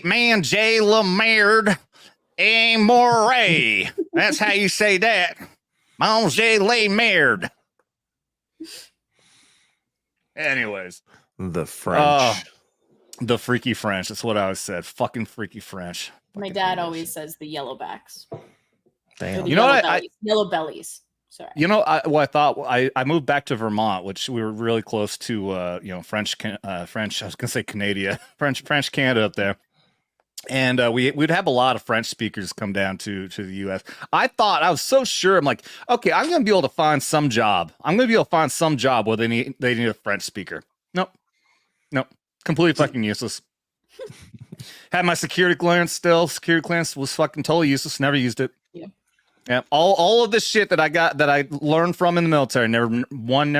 The only thing I end up translating is that a lot of shit that I learned in PSYOP and some other shit is really helping me with the fucking YouTube thing. That's the only thing that really. Nice. It's crazy that I've apparently been a damn good YouTuber because of what I was taught in the military. Yeah, I think that's a huge problem that they're also trying to figure out is the transition. Not that kind of transition, the military transition into civilian. But they're trying to figure out. I don't know if you remember when you had to go through when you were ETSing, whatever it was called back then. But they changed it. Yeah, like, it's not called TAPS anymore. It's called. I'm sorry, I was thinking MEPS. Sorry. I don't know what it's called now, but it's completely useless. Mine wasn't. Oh yeah, where they try to help you in learning Like, transition to like civilian world. Like an EA program. Like mine went through the interview process, and like I still have the book that came from it, like the good questions to ask and the ways to answer. And the class helped me, but I don't know if y'all's did the same. They send a motherfucker to send shells down range, and they give you a workbook when you get back home. Not even No. for us. For us, it was like a 30-minute PowerPoint on Oh yeah, no, it was definitely resume better. creating a resume. Then there was like another 30-minute PowerPoint on the types of jobs that you can go for. Another 30-minute video PowerPoint on how to translate military jargon into civilian jargon for your resume. Dude, it was totally useless. Oh yeah, like they had us I can only practicing imagine. interviews and like Yeah. coming in like wearing what you should be, like type of stuff. And there was the whole booklet. Like I still have it, and I've actually helped my civilian friends interview for jobs with it because it has like all the different types. Like I it can't had imagine. physical Like, I stuff mean, and I always had like the gung Do you ho want idea in it? my head, but to really like to go through the training completely all the way to the end, and then beyond that to be deployed and put into action the shit that they trained you, and then be like, okay, you're done. There's no like de-escalation phase after that. There's no deprogramming? like there's not like Technically, that's you what know, that I mean, course like what you is. said, like Bob, like violence of action is the shit. That's what you do. And then it's like, okay, you're done. You should go to Walmart. You're like, Yeah. When we came back from Iraq for the invasion, so it's early 2004 when my brigade went back to Italy. I think this is in Italy. It might have actually, yeah, it was. Okay. Everyone who came back had to go through, you had to talk to a psychiatrist or a psychologist, I mean, and I think also a fucking chaplain. that's purely legal, so you don't get sued. It's Well, I mean, they're basically just pieces of paper. what they asked us a bunch of questions like, are you having bad thoughts? Are you basically suicidal? like, yeah, all that kind of shit. They basically, they wanted to just make, see how bad you are because of shit. You asking if you have PTSD essentially. And well, back then we didn't really know what that shit was, man. Like, yeah, in the beginning, they just called different fucking thing. No. We knew what PTSD was, but this is still early on in global war and terror. I mean, we had gone to Afghanistan, but now Iraq is a new thing. So, but basically, like, I had just got back from Iraq, so I'm like, I just wanted to go have a beer. I gave him fucking every answer possible to be like, I will tell you whatever you want to hear so I can get out of here. I need a fucking Applebee's, I want to go get drunk. A large Coors and a fucking strip club and whatever I have to say to get me out of here. Yeah. And well, I mean, like they didn't whenever they would give you those out processing either I don't know what they were, just like little forms that you would have to fill out, or they would question you verbally. It was just you say whatever you have to say to get the hell out. To get the hell out of that, it's like when you go to the doctor nowadays. You're like, hey, are you fucked up? And you're like, no, I think I'm pretty good. That was gonna be like, even now, I didn't do shit in the military. I'm a fucking pogue of a pogue of a pogue. I don't even have to go through any of that psychiatry bullshit. It's not science, it's guesswork. And that's how I feel about any type of therapy. So any type of thing where if I had to do something like that, I'd just be giving them the answers that sound the most sane so I can get the hell out. Maybe that's my calling. Maybe I should be, so like all those psychiatrist fuckers that like when you get out of the military, they ask you like, are you okay? And you're like, yeah, I'm fine, faggot.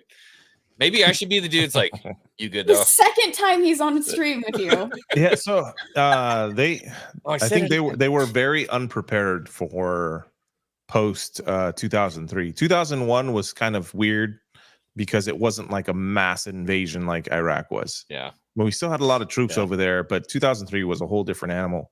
Yeah, fighting up against an actual uniformed military. Yeah. And when we started taking I mean, I don't want to take this conversation down, but when we started taking casualties, they didn't know how to help us process that shit. And when we got back, I mean, it was like a quick survey that you took, and they just wanted to, it was like check the block, and then they sent you on your way. And it was like that for a long time. And it wasn't until I don't think they still haven't figured that out, man. I mean, like all of the counseling and the whatever, programs they have. I mean, it may be effective for a few, but the numbers of people that have problems, the more tragic events are still the same, almost the same exact rate right now in the United States. Yeah, it hasn't changed much. That's why Maybe Mission by a 22 percent or is two. always my favorite charity forever. Mission 22 should be everyone's favorite fucking charity forever. You know, it's crazy. I know what you're talking about, but you know, it's crazy. If you actually look at the numbers, it's not 22. Is it not? It's not. lower than that. It's way lower. I don't know where that number You know came what, from, though? but you can average it out, and it's nowhere near 22. You know but what? it's still bad. That's not what matters. You know, I what know, I mean? I know. I just had to. But My yes, favorite, you're my right. favorite line ever I think I've ever heard, and like, you know, it's a Hollywood project, but I mean that came from Eugene Sledge himself when he was standing in line when he got back from the war, and he went to like the Harvard Job Fair, and they're like, "Did the Marine Corps teach you anything?" Did you guys see that in the Pacific? No, I don't remember that. So Eugene Sledge, who's like just the sweetest little summer child ever, he goes, I mean, he's in the worst battles in the Pacific theater you could possibly fucking imagine. Absolute hell on earth. And he comes back and he's like trying to reintegrate into society. And he goes to a college job fair, and the girl goes, "Did they teach you mathematics?" He goes, "No." You know, "Did they teach you trigonometry?" "No, they didn't teach me that." And she looks at him and she goes, "Did they teach you anything in the Marine Corps?" And he goes, "They taught me how to fucking kill Japs, and I got really goddamn good at it." And you just saw him like break for that minute, and that it's like, it's just a, you know, it's like a 5 to 10 second scene, but it's like, dude, how do you teach somebody to become the most feral motherfucker in the world and then just like turn them loose? Like, reintegrate, motherfucker. Good luck. Yeah. Here's okay. So bring back common sense, or awesome Aussie makes a good point. Yeah, there should be a place that is like a half military, half civilian, like a halfway house. Where ex-soldiers can go through to get deprogrammed and have a chance to readjust to civilian life. Well, that would be under the VA. The VA should have some sort of program like that. I think that makes perfect sense. So you do that program we were talking about where, the fucking military tries to get you to understand and operate in civilian life, and then transition that into the VA, where the VA will have a program to actually help you now that you are a civilian adjusting to civilian life. The only problem I see with that is, and this is just outside looking again, but how will any civilian ever understand someone who's been in the shit for so long that it has affected them that deeply? I'll never understand it, but fuck, at least I can ride with them. Well, there is veterans though. There's veterans. So veterans can work at the VA and do that. There are doctors out there that I've encountered that were never in the military, but they've been doing this since Vietnam. Like, they've seen the older guys, and they know how to talk to people the right way through just, the years of experience. So they are out there, but they're very few and far between. So other veterans help, VFWs, veteran programs are the way to go, because the doctors, I've had some really bad ones too. That had no clue what they were doing. They probably just graduated their medical school or their psychology school, whatever, a few years prior. They're trying to talk to a guy that just spent, 10, 20 years in GWAT. And it's just like, see, and that's, I don't want to talk to you, man. There's guys who like were there from start to finish. Yeah. Yeah. Here's the thing. Yeah. Like peer support specialists and all these guys. The thing is that you need the guys to go there and want to do that. You know what I mean? It's like, these guys never want to do that, but there needs to be more outreach. I think that's the biggest problem we're facing here, is there's not enough outreach to get guys, because you can't force them to do it. I don't think there's enough civilians in the world that have big enough dick to fuck it. I mean, dude, you're going to take some limp dick kid out of Harvard that's going to talk to fucking Jocko and be like, everything's going to be fine. Well, no, I mean, here. no. We're talking about like a peer support specialist. I mean, a peer support is somebody who's in the military and understands how it works to communicate and help the person out. It's your peer, a fellow veteran who's been there, been in the shit, has PTSD and everything else. But yeah, the thing is, though, is like I'm saying, it's the same thing. Like, there's so many guys who just don't even want to be in the VA at all. And because the VA fucks over every fucking veteran out there. Well, I mean, there's that. There is, because the VA is bad, but I mean, also there's guys who just won't even fight to try to get a disability rating when they damn well fucking deserve it. Yeah. Well, and that's the other part of it. There's a stigma about doing that. There's a stigma about going to, you're going to lose your fucking guns because you're going to see a therapist. There's so many different stigmas around it. And our fucking government just uses you, abuses you, and then lets you go and says, have fucking fun. So let's make a non-government sanctioned, completely private owned, what's the word? Wounded Warrior Project. No, fuck the Wounded Warrior Project. That's also what I've heard, actually.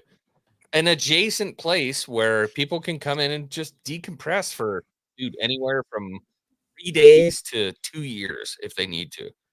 Yeah. Well, I mean, obviously, I know Wounded Warrior Project isn't great, but at least like Bubba here, huh? They've gotten better, man. Wounded Warrior Project. But is there some kind of thing where like guys come back and they're like, "Ooh, I'm not ready," and they can go into basically a halfway house? It depends, man. It's location dependent. Certain I've areas. Never heard of it. There's certain areas and around certain military bases where they have locations where a lot of vets get together. VFWs vary, man. You have some like those kind of. Fuck the VFW, fuck the American Legion. It's useless. They're more worried about their fucking politics and raising money for their program than actually doing stuff to help veterans. So I've been to some really bad VFWs, but I've met people that were there. And my uncle, who was a Vietnam vet, actually is the one that like really helped me. And I've had like a lot of family members in the military. Those are the guys that have been through the Cold War, been through Vietnam and stuff like that kind of helped. Get me through some of this stuff, but the VFWs exceptionally well, Rob. The VFWs are it's a nice attempt, but they usually they're not very good, dude. My post, all they cared about was getting more members, and all more members meant was more money and more influence, because the bigger the post is, then the more votes, and then you get to control what's happening in the state. In Vermont being such a small state, then a post can actually have a lot of influence. And I hate it. There's never fucking talk about how we can actually help the veterans. I don't remember one single time. I was a fucking senior vice commander and then a commander for a year, and that's all their fucking focus was getting fucking money, getting members, and the members were only to bring in money and membership. That's all it fucking was. I can't remember one fucking thing that I posted my entire time there that actually helped a fucking veteran. Yeah. It's like having a corporate job, man. It's like having a corporate job. Yeah. It's the same fucking thing. Nobody gives a shit. Yeah. Gal's pissed. Is she? I don't know what. Gal's totally just like that is. Fuck this shit, I'm out. I don't like talking about this shit. It pisses me off. Yeah, me too, man. I know. Way to go, XWing. Thanks for bringing up such a shitty subject. Well, I mean, honestly, though, who the fuck talks about it, though? And I really do. Good job, I like the idea of I like the idea of buying just a fucking fat ranch. And sure, it's like $20 a week for whoever they are, $20 a week to stay there.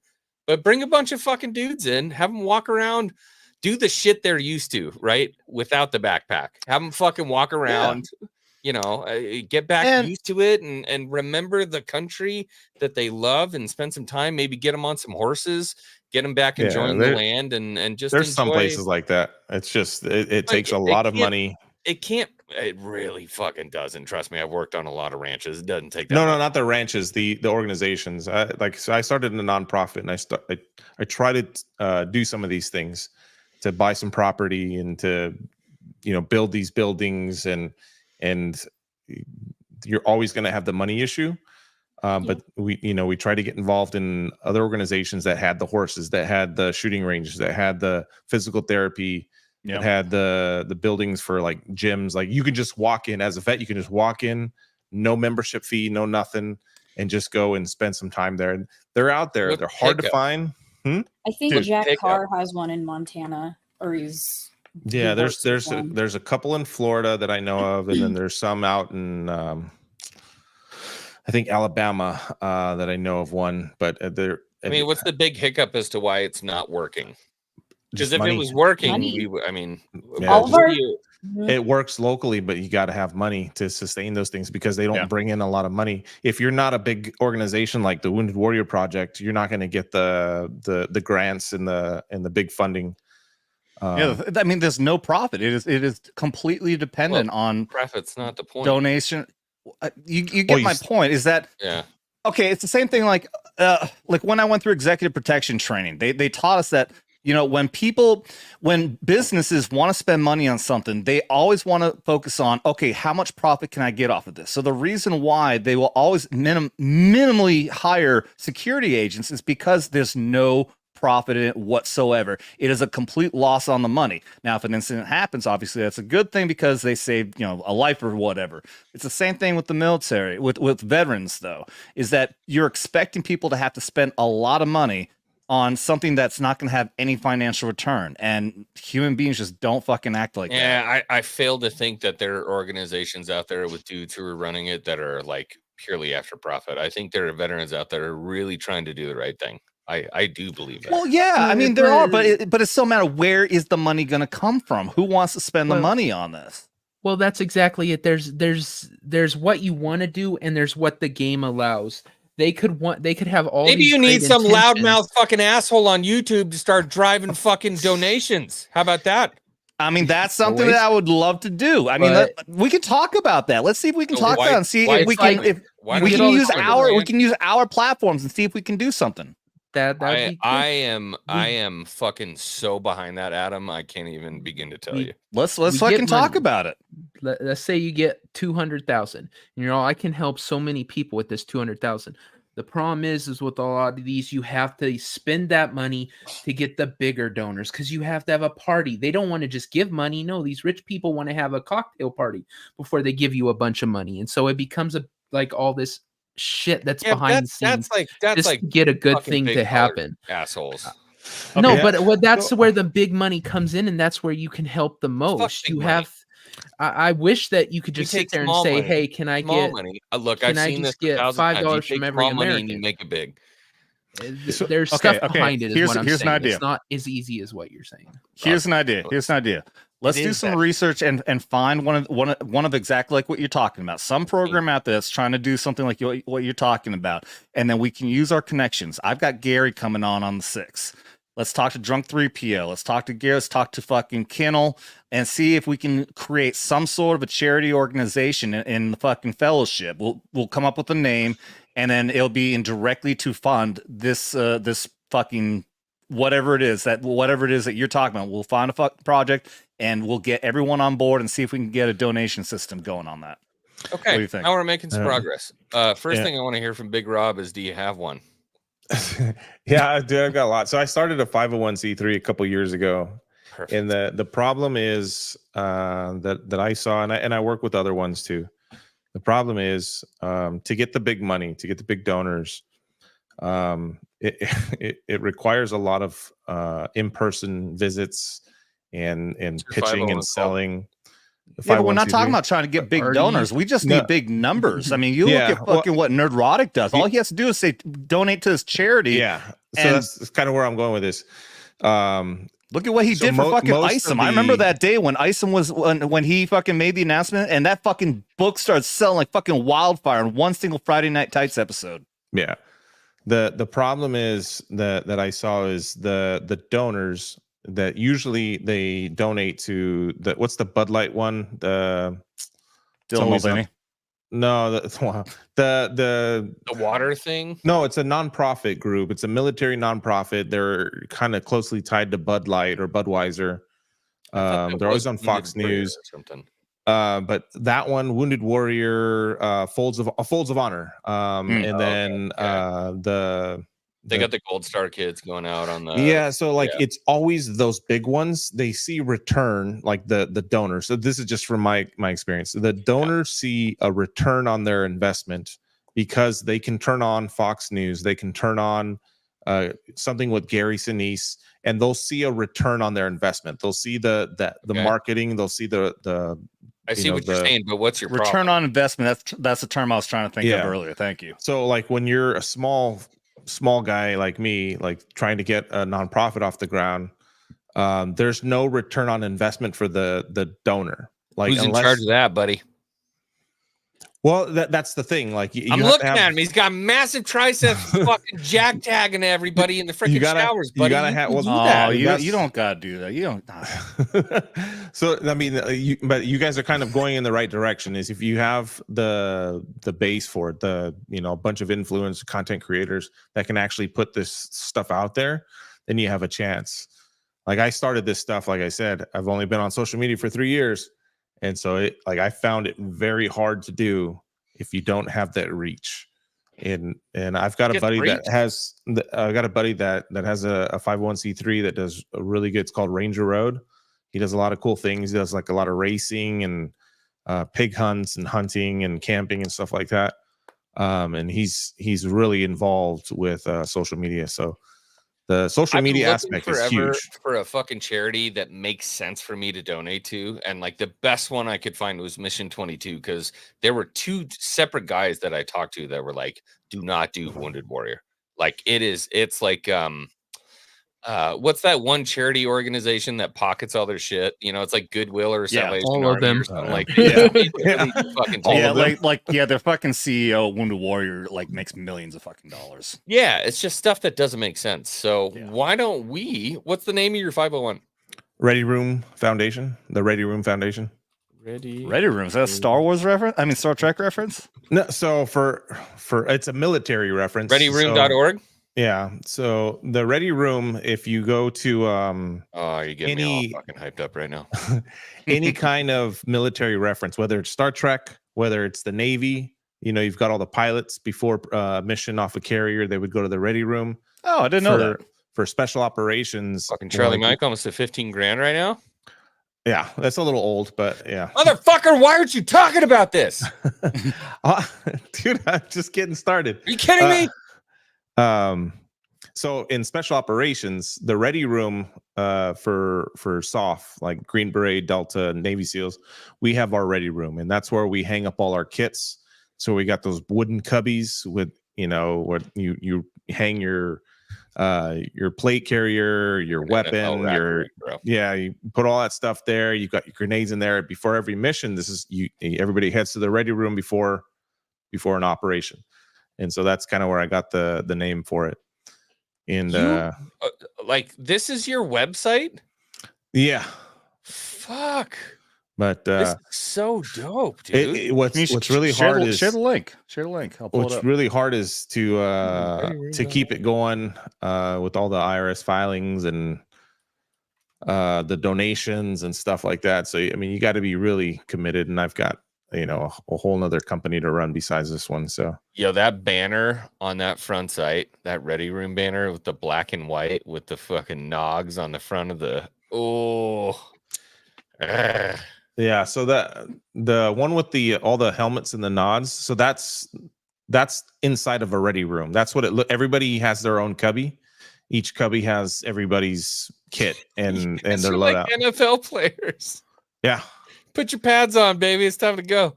Dude, that's what it was, man. Oh, yeah. We're going. But yeah, dude, I didn't want to make this. I found my charity.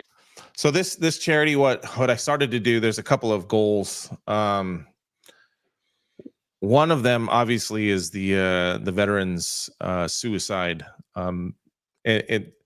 The problem that I have with most charities is if you go to campaigns and so if you see, most charities go out there and they do suicide awareness, right?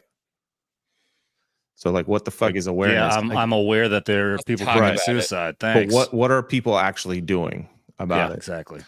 So that's one of the things that I've wanted to attack, and then the other one is just rehabilitation, recovery through adventures. And so what I would do is I would earn some, we would raise some money, and then we would take a family member, and it's usually like a catastrophically injured soldier, sailor, Marine, or whatever.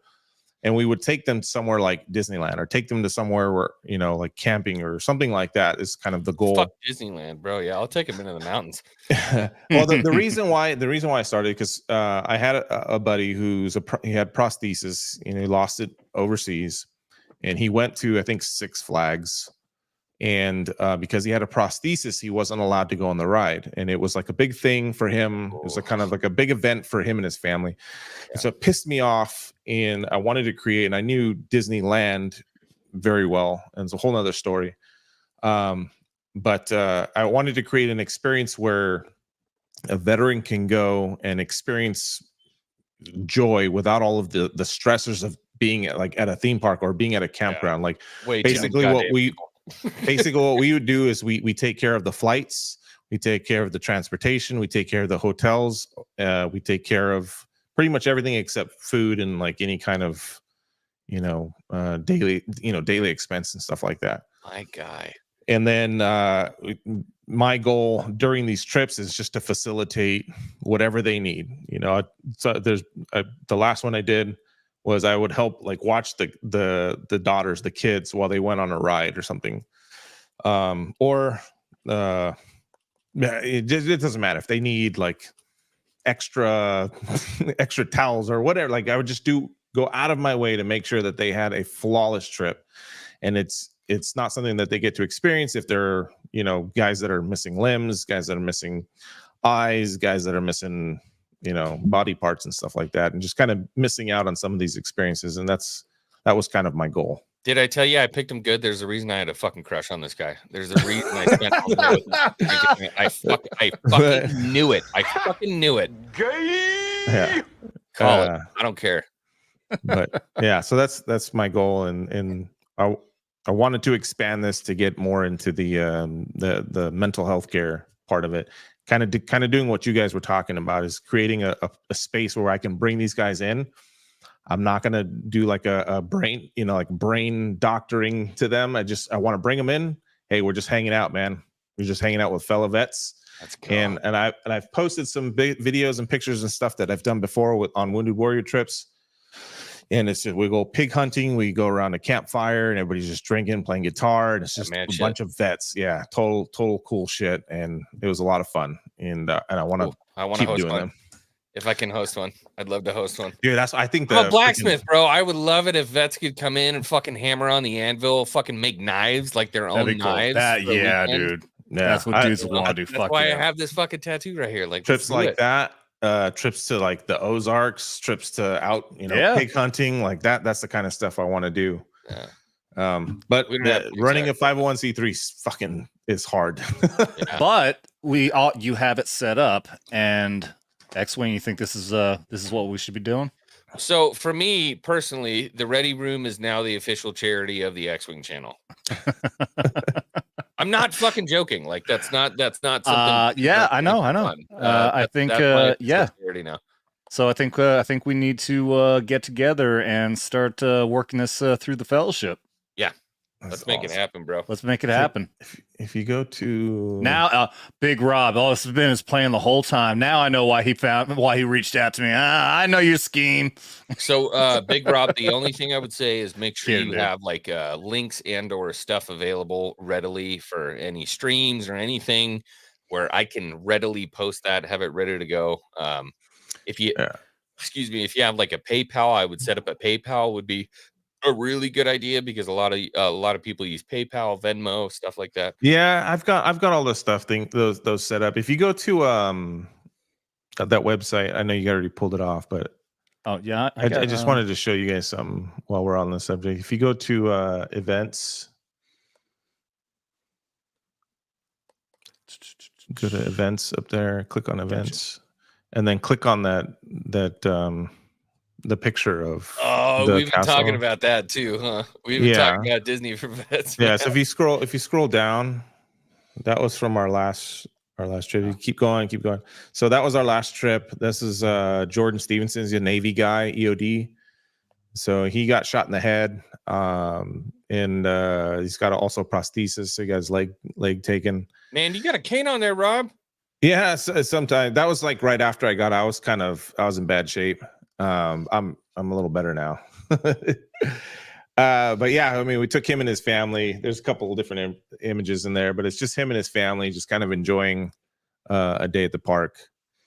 And I was right around COVID. But a lot of fun, man. It's a lot of fun, and I've got some friends in Disney and Marvel that want to help, and it's a big mission, but it's a big task and requires more than one person and the attention that I can give it at the current moment.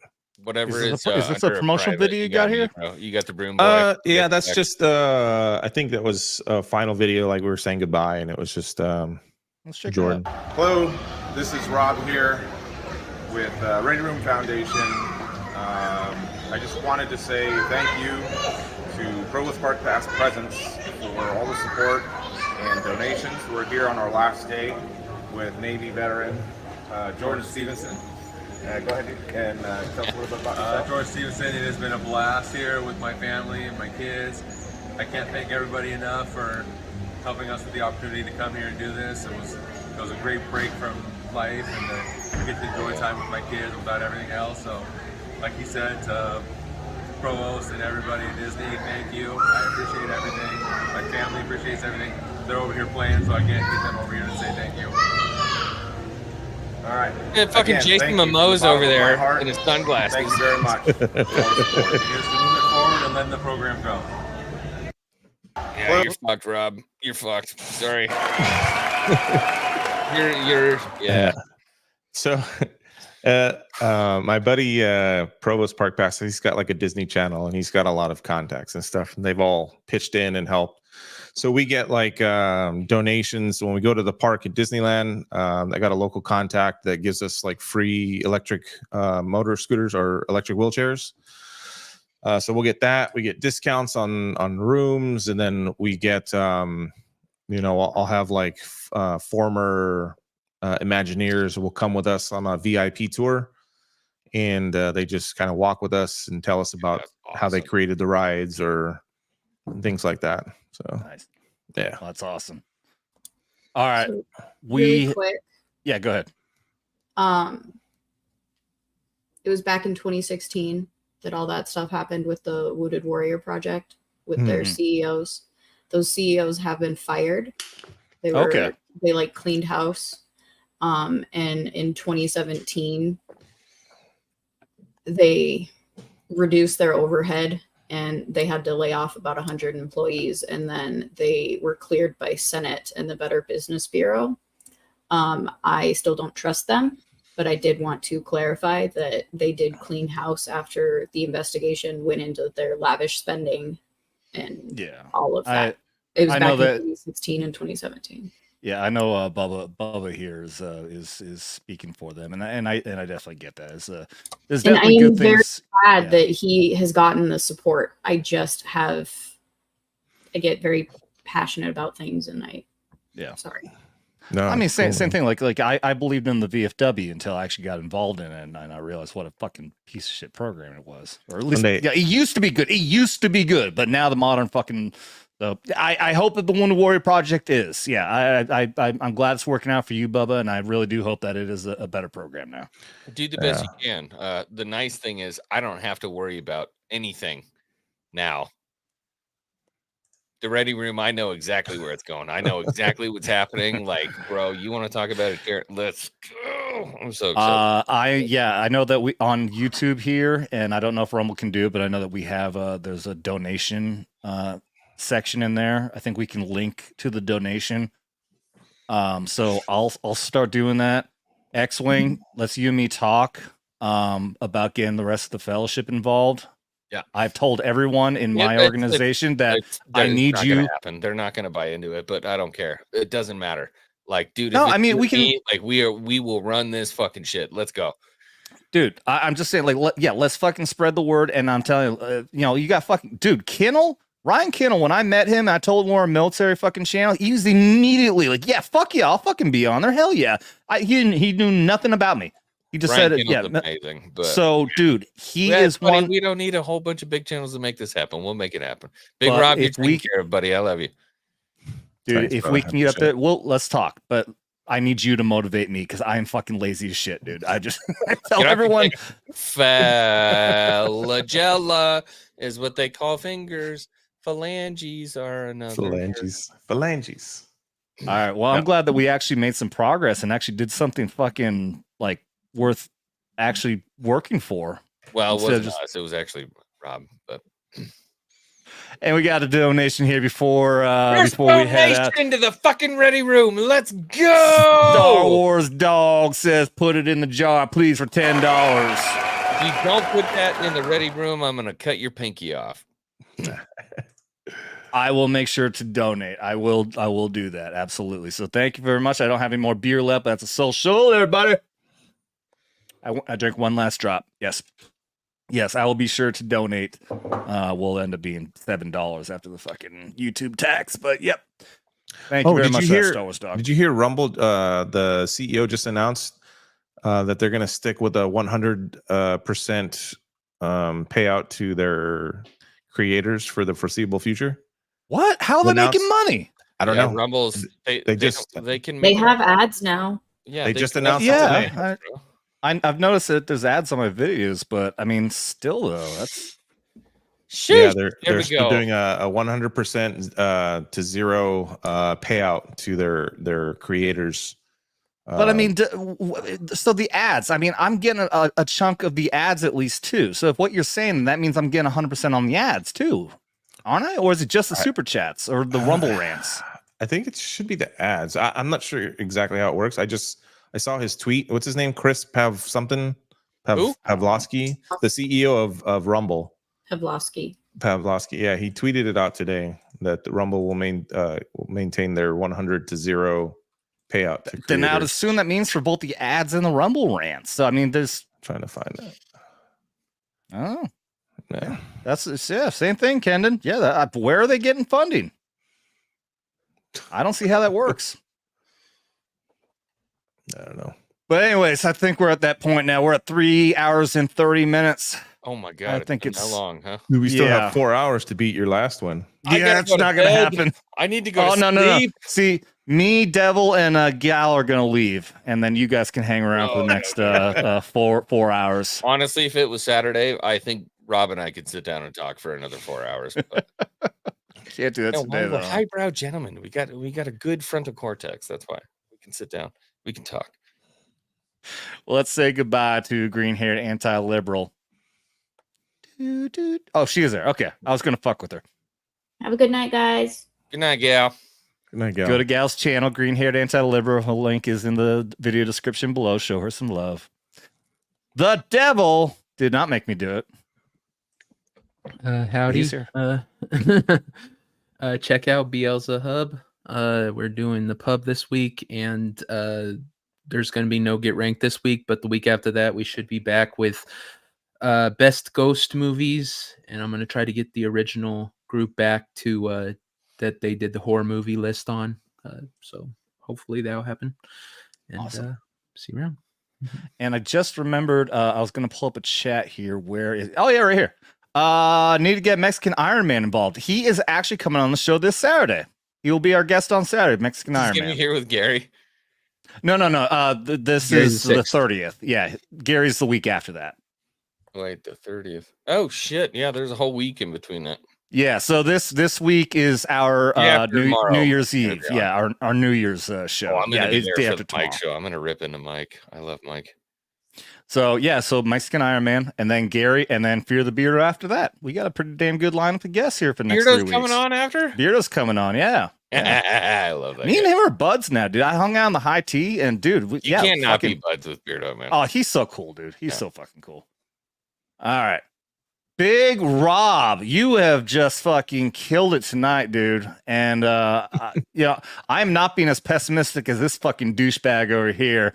I think that we can get all these motherfuckers. I think we can get at least Drunk 3P. I mean, Drunk 3P would be all about it. He's all about fucking vets. Shut the fuck up, JM. Come on. I'm gonna text him in the morning. He's already there. You go. You can text me and say, "Shut the fuck up, Jay." I appreciate it. It's dude, all I care about is the vets, man. I spent over 20 years doing this shit, and there's not enough organizations out there trying to handle some of this shit. So any help that we can get, man, I just want vets to be okay. You know, there's not enough people who care. It's not the organizations. There's not enough it's people just who it's care it's hard to about find them. good organizations. Yeah, but yeah, man, I appreciate it. Hell yeah! Thanks for all I mean, the love, man. I've been thinking about trying to do something for a donation thing too, and this I'm glad we talked about this. I think this is gonna be really good. Very excited about it. Yep. And all thanks to XWing for getting the motivation and actually having this conversation to make something happen. About all my fucking flirtatiousness with Big Rob, and guess who it took to fucking draw him out of his shell and talk about one of the most incredible fucking vet organizations in the world. You're welcome. First off, Adam. It just took you to be super. No, honestly, it's been such a pleasure. I love hanging out with you guys. Gal, I love you. Devil, always Tucci, snarky little son of a bitch. I love you. Rob, we're gonna show some love to Perdido on Rumble. He loves you now. Perdido? Perdido. Yeah. Who's You got Perdido? a fan. Yeah, A fan over on Rumble. Yeah, I guess he hasn't seen you on here before. Oh, I have a fan in Perdido, huh? 75 for dick, 125 for butthole, depends. Anyways, no, this has been awesome, man. I'm like, dude, I'm feeling high speed as fuck right now. I'm so excited. Rob, you've got a charity that I can believe in now, because I've done so many different charity streams where, like, I have no effing idea where that money goes. Maybe it goes to somebody who needs it, maybe not. Maybe that shit takes a right turn on Highway 49 and winds up in some asshole's pocket. I don't know. But having a charity that I can really actually believe in and like support and be stoked on it, man, you gave me the greatest gift of 2024. I'm so excited. Adam, fuck you.